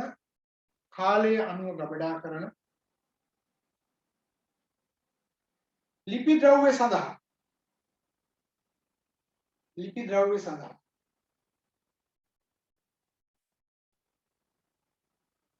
මෙම ක්‍රමය යොදාගත හැක.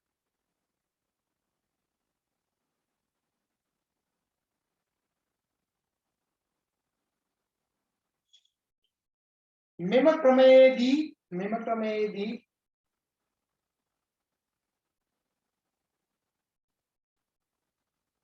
ලිපිගොනු තැන්පත් කිරීම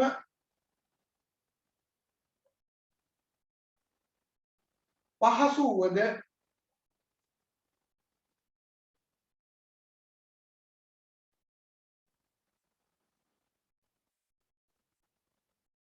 ඒවා ඉවතට ගැනීම සහ නැවත තැන්පත් කිරීම වෙහෙසකර කාර්යයක් වේ.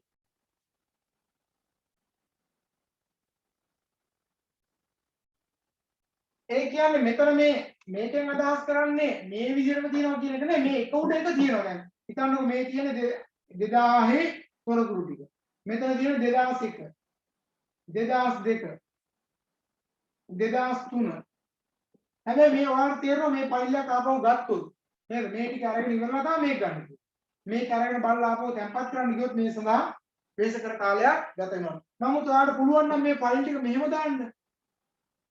නේද? 2000 2001 2002 ඔහොම තිබ්බොත් එහෙම ටක් ගාලා අපිට ගන්න පුළුවන්. නමුත් ප්‍රශ්නේ තියෙන්නේ මෙහෙම තිබ්බොත් එහෙම ලොකු ඔඩිට කඩක් ඕන.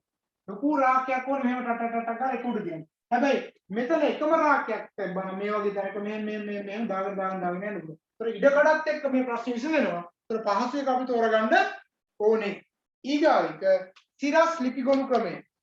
vertical. ඔය අනිත් පැත්තේ එක. සිරස් ලිපිගොනු ක්‍රමය. තිරස් අතට ඉස්සලා කියපු එකට තිරස් අතට ලිපිගොනු තැබීමේ ක්‍රමේ ඇති දුර්වලතා. තිරස් අතට ලිපිගොනු තැබීමේ ක්‍රමේ ඇති දුර්වලතා මග හරවා ගැනීම සඳහා මෙම ක්‍රමය ඉදිරිපත් කර ඇත.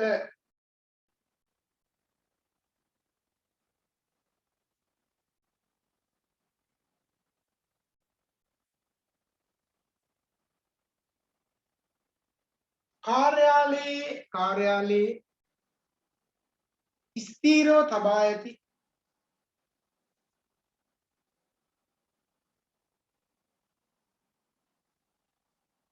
මේ සඳහා යොදාගත හැකි අතර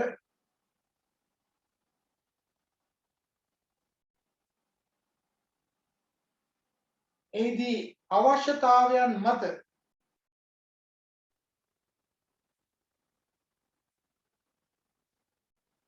ලාච්චු වෙන්කිරීම සිදු කළ හැක.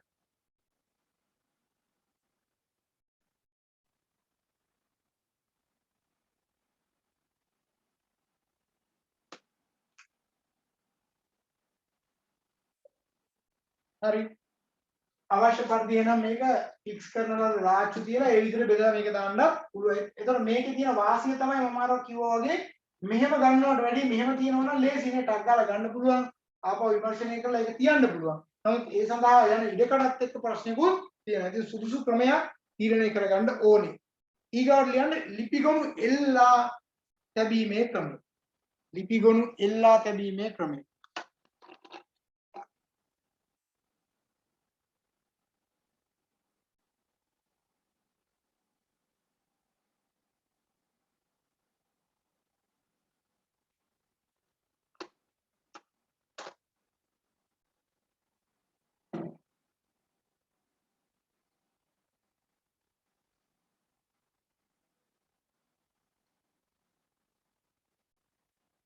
ලියන්න සිරස් ලිපිගොනු ක්‍රමයේ වැඩි දියුණු කරන ලද ක්‍රමයක් ලෙස සිරස් ලිපිගොනු ක්‍රමයේ වැඩි දියුණු කරන ලද ක්‍රමයක් ලෙස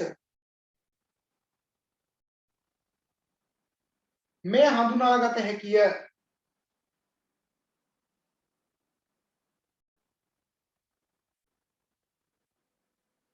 මේදී කැබිනට්ුවේ ලාච්චුවේ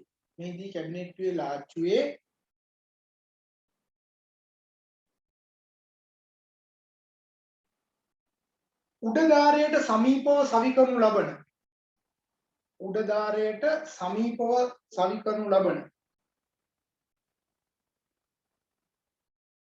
තුනී යකඩ පටි වලින්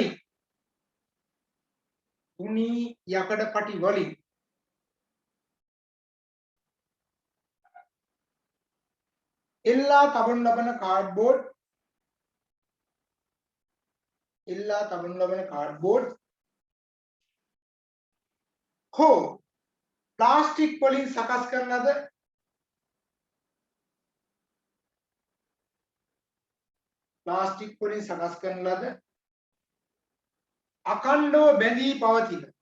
අඛණ්ඩව බැඳී පවතින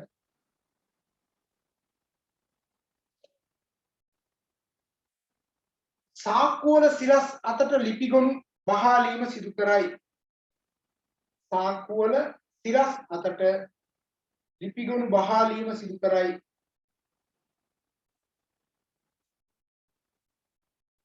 දැන් ඔය එල්ලා තබන ඒවා පහසු විදිහට එල්ලා තබන්න පුළුවන් නේද? එල්ලා තබන ඒවා පහසු විදිහට එල්ලා තබන්න පුළුවන්. එතකොට මේකේ ඔයාලා දැකලා තියෙන අර සුපර් මාකට් වලට එහෙම ගියාට පස්සේ අර කඩල එකක් එහෙමත් තියෙන එල්ලලා නේද? මෙතනින් තවුවක් විතර ඔහම දාලා තියෙන්නේ නේද? එක එක පැකට් එල්ලලා තියෙන්නේ. ඒ වගේ කාඩ් පාත් ටිකත් ඔය විදිහට එල්ලලා තියෙන්නේ. හරි? එතකොට ඕනේ නම් ඒකෙත් අර අරගන්න නැතුව ඕනනම් බලන්න පුළුවන්. හරි? අර අපි අර පිටු ක්‍රමයේදී බයින්ඩින් කරනකොට තිබ්බේ පිටු ගලවලා එළියට ගන්න නැතුව බැලුවා වගේ මේකෙත් එහෙම පුළුවන් ඕනේ නම් ඒකෙම තියෙද්දි බලන්න පුළුවන්. හරි. ඊගායක ලියා ගන්න පාර්ශවීය ලිපිගොනු ක්‍රමය. පාර්ශවීය ලිපිගොනු ක්‍රමය.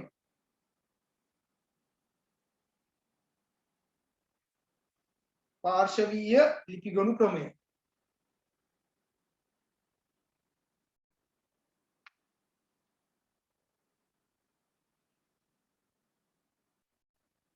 ලාච්චු සහිත කැබිනට්ටුවක් වෙනුවට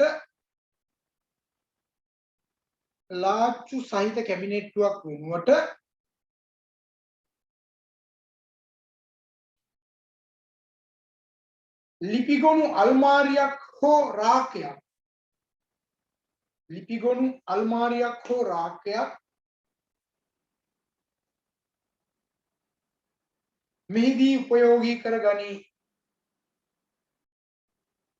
මෙහිදී උපයෝගී කර ගනී.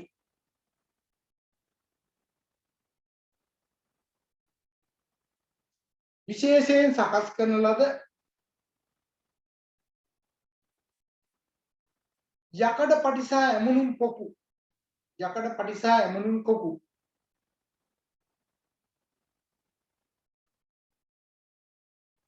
භාවිතයෙන්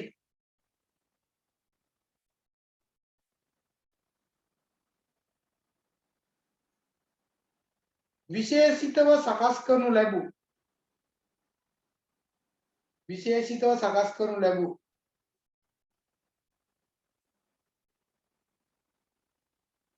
සාක්කුවල බහ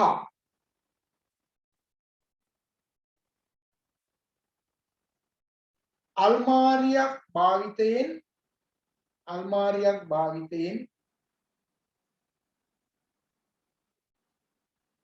රෙදි එල්ලා තබන අයුරින්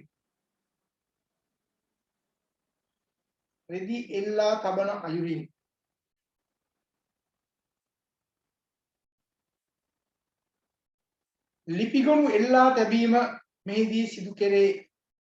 හරි. දැන් ඔයාලා අර අල්මාරියක දැකලා තියෙනව නේද? රෙදි එල්ලලා තියන්නේ අපි.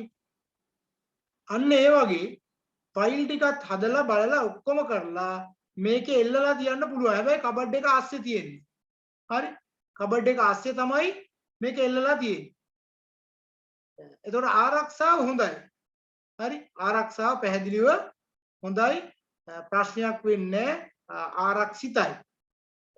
මේ අර සිරස් ලිපිගොනු ක්‍රමය, මේ අර තිරස් ලිපිගොනු ක්‍රමය. එතකොට මේ අපි කතා කරන්නේ ලිපි ගොනු එල්ලා තැබීම. මෙන්න මේ විදිහට උනත් එල්ලලා තියන්න පුළුවන් නේද? දැන් මේ කබඩ් එක ASCII මේ පේනවනේ ෆ්‍රේම් එකක් ගහලා ඒ ෆ්‍රේම් එක ASCII ඒ අදාළ ලිපිගොනුව දාලා ඒක වයි වර්ණ පාට තියාගන්න පුළුවන්. හේතුව කාණ්ඩගත කිරීමක් කරගන්න පුළුවන්.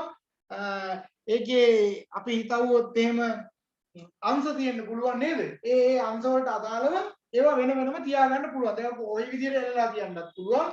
අර අපි රෙදි එල්ලන්න වගේ වෙන වෙනම දාලා එල්ලන්නත් පුළුවන්. දැන් මෙහෙම එල්ලන්න ෆයිල් තියෙනකොට මේවට විශේෂිත විදිහට එල්ලා තැබීම සඳහා සුදුසු ආකාරයෙන් ඒක සකස් කරලා තියෙන්න ඕනේ.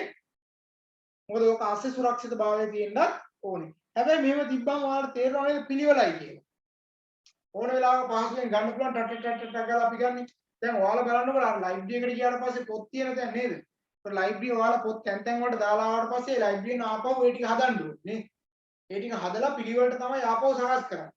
ඒතර ඔය කියන ක්‍රමවේදයත් එක්ක මම මේ කියන ක්‍රමවේදයේ ඒ වගේම තමයි.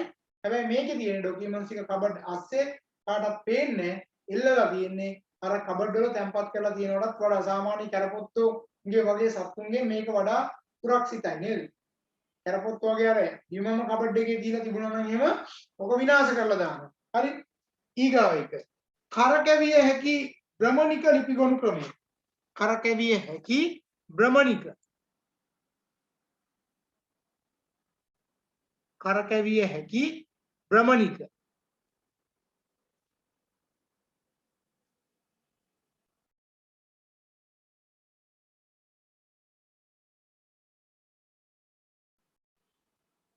මේව ලියන්න. සිලින්ඩාකාර කැබිනට්ටුවක ඕක නම් බැංකුව වල තනිකරම තියෙන්නේ ඕක ඈ. අර මහජන බැංකුවේ මම දැක්කා ඕකමයි තියෙන්නේ. කරක බලන්න පුළුවන්. කරකැවිය හැකි භ්‍රමණික ලිපිගොනු ක්‍රමය ඕක තමයි තියෙන්නේ ඈ. සිලින්ඩාකාර කැබිනට්ටුවක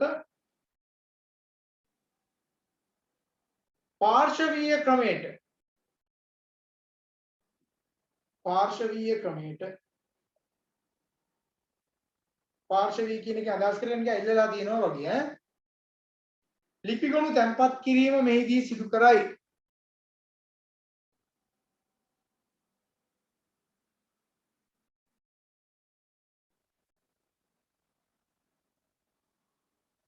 අවම ඉඩකඩ භාවිතා කරමින්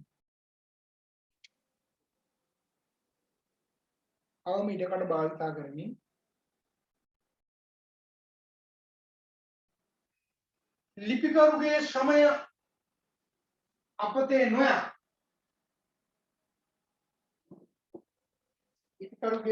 අපතේ නොයවා කටයුතු කිරීමට මේ තුලින් ඉඩකඩ හිමි වේ.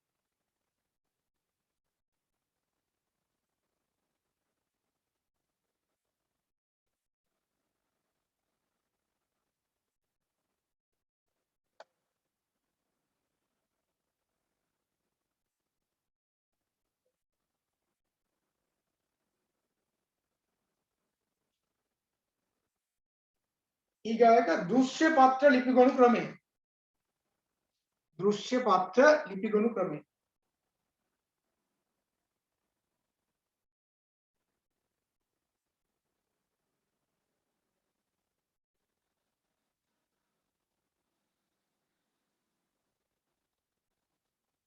ලියන්න මෙහෙම.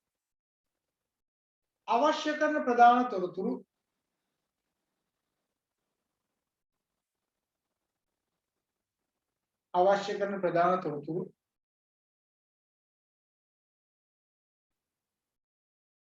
සාරාංශගතව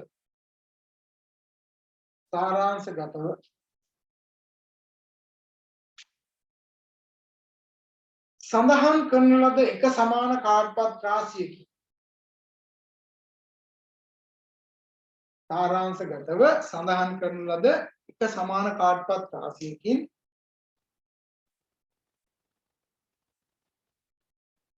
මෙම ලිපිගොනු සමන්විත වේ.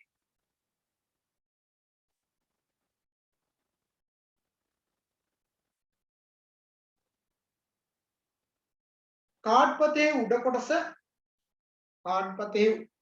උඩ කොටස පිටතට ආවරණය වන අයුරින්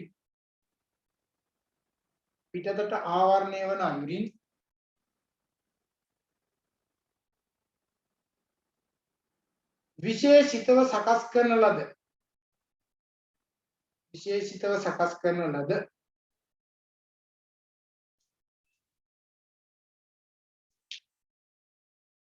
අල්මාරි ලාච්චුවක කාඩ්පත් අසුරනු ලැබේ.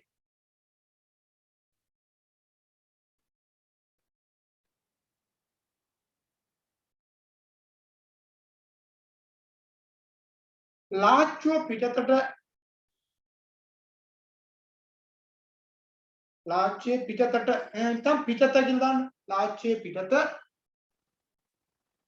ලිපිගොනු වර්ගය සඳහන් කරමින්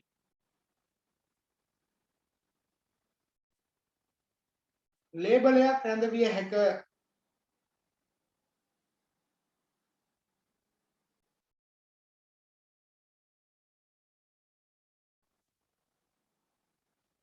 ලාච්චුව විවෘත කිරීමෙන් පමණක්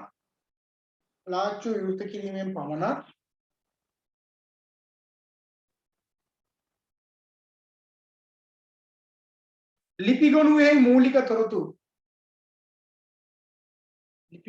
මූලික තොරතුරු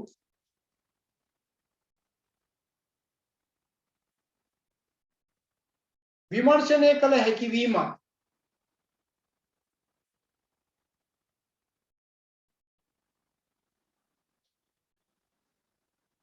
කාඩ්පත ඉවතට නොගෙන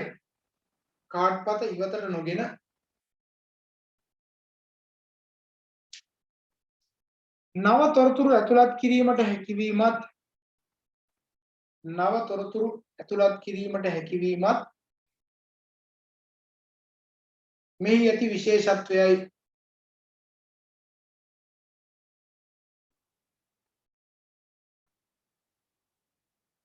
හරි. ඉතින් බැංකුව බහුලව ඕක පාවිච්චි කරනවා පැහැදිලි. බැංකුව විසින් ওই ක්‍රමය පාවිච්චි කරනවා දිගින් දිගටම නේ. එතකොට ඒ ලාච්චුවේ එළියේ ඕන නම් යම් විස්තරයක් ගහලා තියෙන්න පුළුවන්. ඒතර ඔයාලා බැංකුව වලට ගියාට පස්සේ බැංකුවේ නම් ඕක තියෙන්නේ ඒ ගිණුම් අංක. දැන් හිතන්නකෝ මම අර කිව්වා වගේ 0.48යි 0.2යි 100යි 22යි 73 නම් එතකොට සමහරවිට එක ලාච්චුවක තියෙනවා මේ 2000 ඉඳන් 3000 වෙනකම්. එතකොට ඒ ලාච්චුවේ ගහලා තියෙනවා 2001 සිට 3000 දක්වා. හරි. එතකොට අපි දන්නවා මේ ලාච්චුවේ තමයි තියෙන්නේ මේ අවසානයේදී අපි තෝරගන්නේ මෙන්න මේ අංකයට අදාළ තොරතුරු තියෙන මෙතන කියලා. ඊගාව ලාච්චුවේ ගහලා ඇති 3001 ඉඳන් 4000 දක්වා. එතකොට අපි දන්නවා ඊගාව ලාච්චුවේ තමයි මේ තොරතුරු ටික තියෙන්නේ කියලා. එතකොට මේ විදිහට බැංකු සහ අනිකුත් ආයතන මේ පහසුවෙන් හඳුනා ගන්නවා. දැන් ඔයාලගේ තොරතුරු වාර්තා කරනකොට ඔය තොරතුරු හඳුනා ගන්නකොට ඔය කියන සේවා සපයන විශේෂිතව දුරකථන සමාගම් වගේ අය නේද? ඒවා පාවිච්චි කරන ක්‍රමවේද, ඒ තොරතුරු ඇතුළත් කරගන්න විදිය, ගබඩා කර තබා ගන්න විදිය මේ විදියට सिद्ध කරනවා ප්‍රායෝගිකව.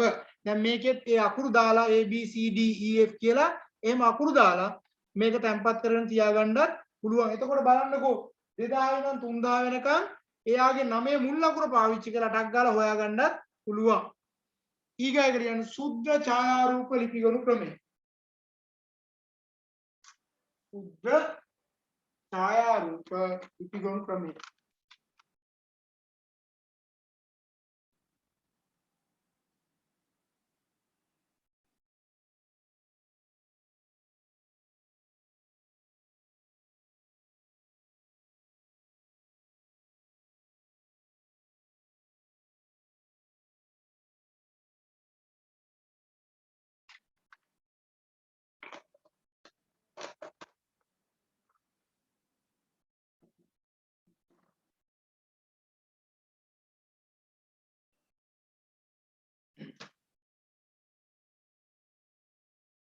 ලියාගන්න මේ ලිපිගොනු කිරීම සඳහා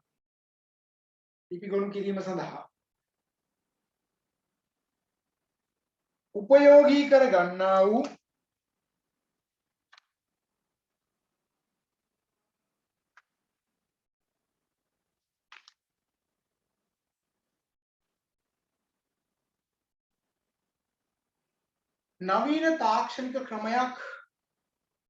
නවීන තාක්ෂණික ක්‍රමයක් ලෙස මේ හඳුනාගත හැක.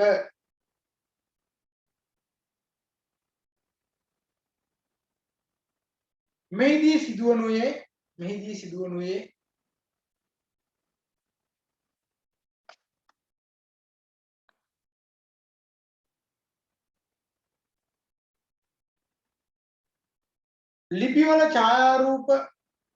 ලිපිවල ඡායාරූප දල සේයා පටවලට ලබා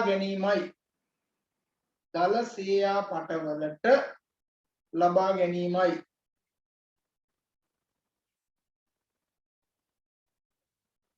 සුද්ධ ඡායාරූප ගත කළ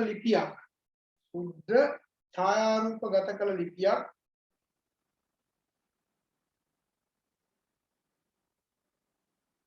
කියවීමට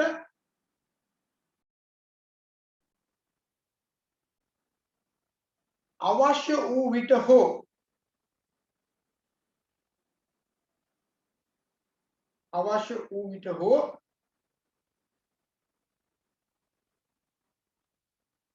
එම අදාළ ලිපියේ පිටපතක් ගැනීමට අවශ්‍ය වූ විට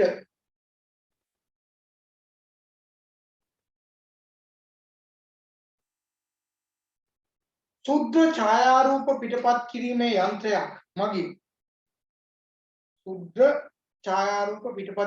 යන්ත්‍රයක් මගින් එය කරගත හැක.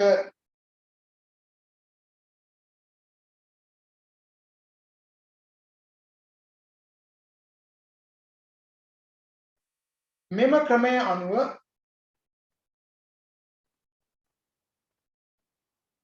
ලිපිගොනු පවත්වාගෙන යාම සඳහා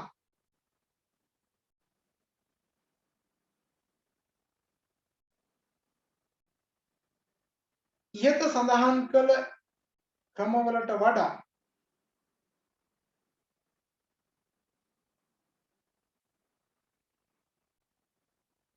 ඉතා අඩු ඉඩ ප්‍රමාණයකි.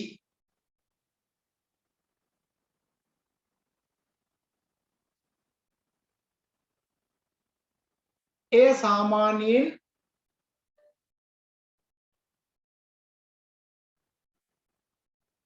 ඉහත අවශ්‍ය වන ඉඩ ප්‍රමාණයන්ගෙන්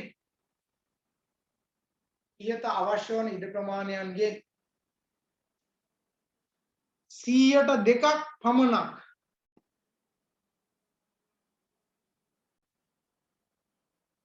මේ සඳහා ප්‍රමාණවත් වේ. දැන් ඒතකොට බලන්නකො සේයා පටයකට අරගෙන තමයි තියෙන්නේ. ඒතකොට ඒ හරහා තමයි මේක ක්‍රියාත්මක කරන්නේ. හරි. ඒතකොට සේයා පටයක් කියලා කියන්නේ ඔයාලා ගන්නවා ඒ තොරතුරු ඇතුළත් කරලා තියෙන්නේ. ඒතකොට ටග් ගාලා අපිට ඒකෙන් බලා ගන්න පුළුවන්. ඒතකොට මේක තමයි තැම්පත් කරලා තියෙන්නේ. නමුත් ඔය සේයා පට ක්‍රමයේම අදදී තාක්ෂණය පාවිච්චි කරලා නේද? සේව් කරලා පවත්වාගෙන යන්නේ නේද? දැන් WhatsApp කරා ෆොටෝ එකක් එහෙම ගහලා අපි දාන්නේ. අන්න ඒ වගේ. ඊගාට ලියා ගන්න පරිගණක ලිපිගොනු පද්ධතිය. පරිගණක ලිපිගොනු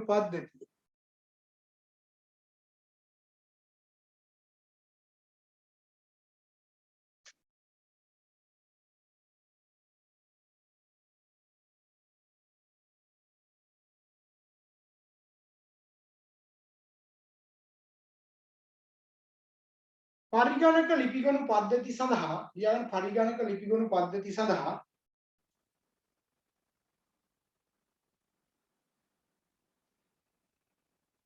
පහත දෑ උපයෝගී කරගත හැක.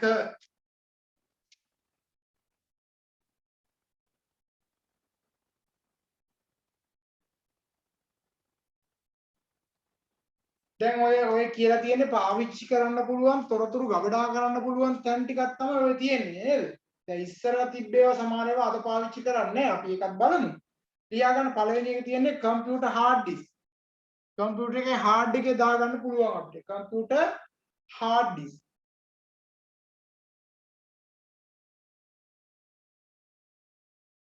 ඊගොඩ computer tapes. Computer tape.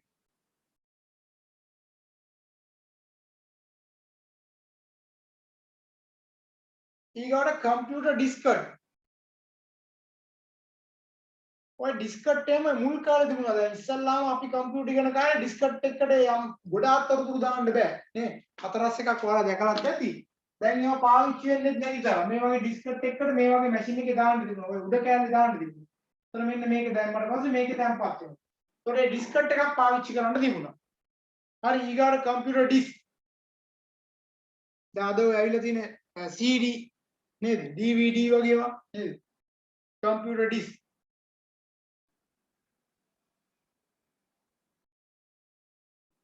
එතකොට අද වෙද්දි pen drives විශේෂයෙන්ම දකින්න පුළුවන් හොයා ගන්නත් පහසු නේද?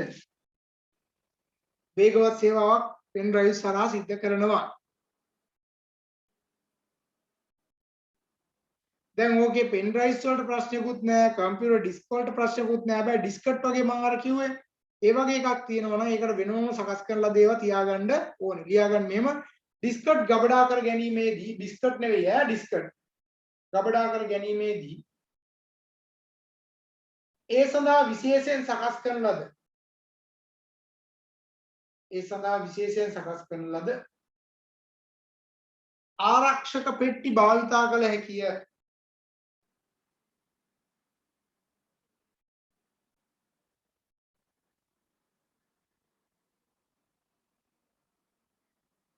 තමාට අවශ්‍ය තොරතුරු අඩංගු ඩිස්කට්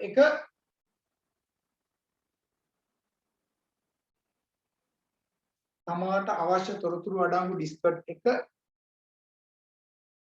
නිවැරදිව සහ පහසුවෙන්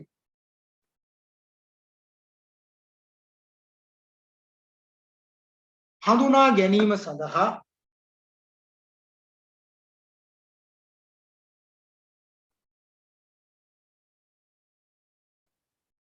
පිළිගත්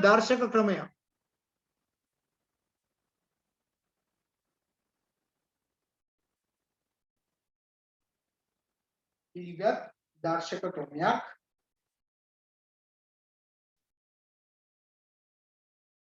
උපයෝගී කරගත හැකිය.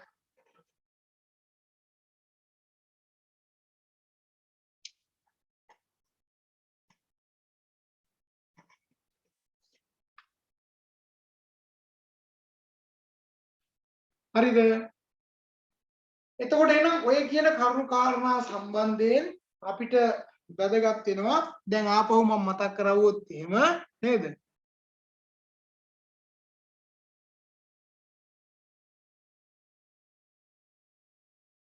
සුචිගතකරණය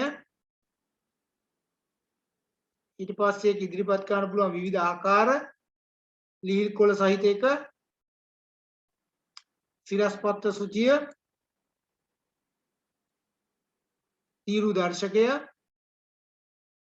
දෘශ්‍ය පත්‍රිකා දර්ශකය රෝද සුචිය ඊට පස්සේ ගබඩා කිරීම සම්බන්ධයෙන් ගන්නකොට කෝල් ෆයිල් ක්‍රමය සිරස් ලිපිගොනු ක්‍රමය ඊගාට සිරස් ලිපිගොනු ක්‍රමය ඊගාට ලිපිගොනු එල්ලා තැබීමේ ක්‍රමය නේද?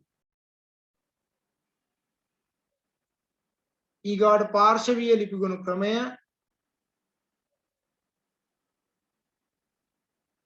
කැරකවියේදී භ්‍රමණික ලිපිගොනු ක්‍රමය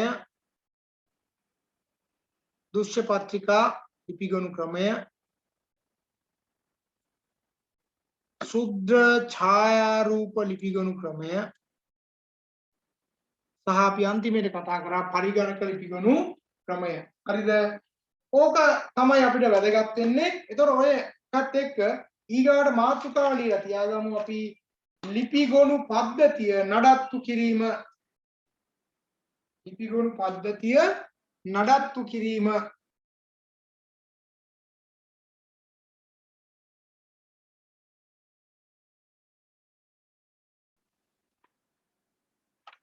හරි.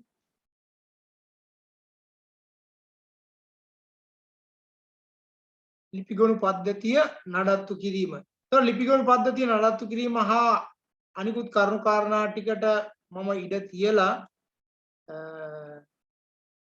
අදට ඔයාලගේ පන්තිය මම ඉවර කරනවා විනාඩි 10ක් විතර කලින්. නමුත් අහන්නකෝ දැන් ඔයාලගේ අර ප්‍රතිඵල නම් නිකුත් වෙලා තියෙන. නමුත් ඔයාලට මම හිතන්නේ ලිපිය තාම අතට හම්බුන්නේ නැහැ. කීප දෙනෙක් කතා කරලා අහලා තිබුණා. ලිපිය හම්බ වෙයි. නමුත් ඕනම අහපු ගොඩාක් අයගේ ප්‍රතිඵල මංගාව තිබ්බ නිසා WhatsApp message එකක් දාලා අහපු ඔක්කොටම මේ ප්‍රතිඵල ටික දුන්නා. ගිය සතියේ අර පහුගිය සතියේ රෙකෝඩින් එකත් එක්ක මේ රෙකෝඩින් දෙකම ඇතුළත් කරලා තිබුණා. ඒ නිසා මේ වෙනකොට ඒ ටික කරගෙන යන්න. එතකොට අපිට මෙතනින් ඉස්සරහට තියෙන කාරණා ටිකත් අර වගේ වෙන වෙන වශයෙන් පාඩම් තව කීපයක් තියෙනවා. ඊට පස්සේ අපි ස්ටැට් එකට යනවා. ස්ටැට් එකේදී අපි ගණන් හදන කටයුතු කාරණා ටිකක් තියෙනවා. හැබැයි ඔයාලා මේ වෙනකොට මෙන්න මේ කියන ඒවා මට ඔයාලා මඩ ගහගෙන යන්න බැරි නිසා ඔයාලා කරන්න ඕනේ අනිවාර්යයෙන්ම ආයතනයකට ගිහිල්ලා අර අලෙවිකරණයත් එක්ක දැකපු දේවල් ටික හොඳට ඔළුවට ගන්න.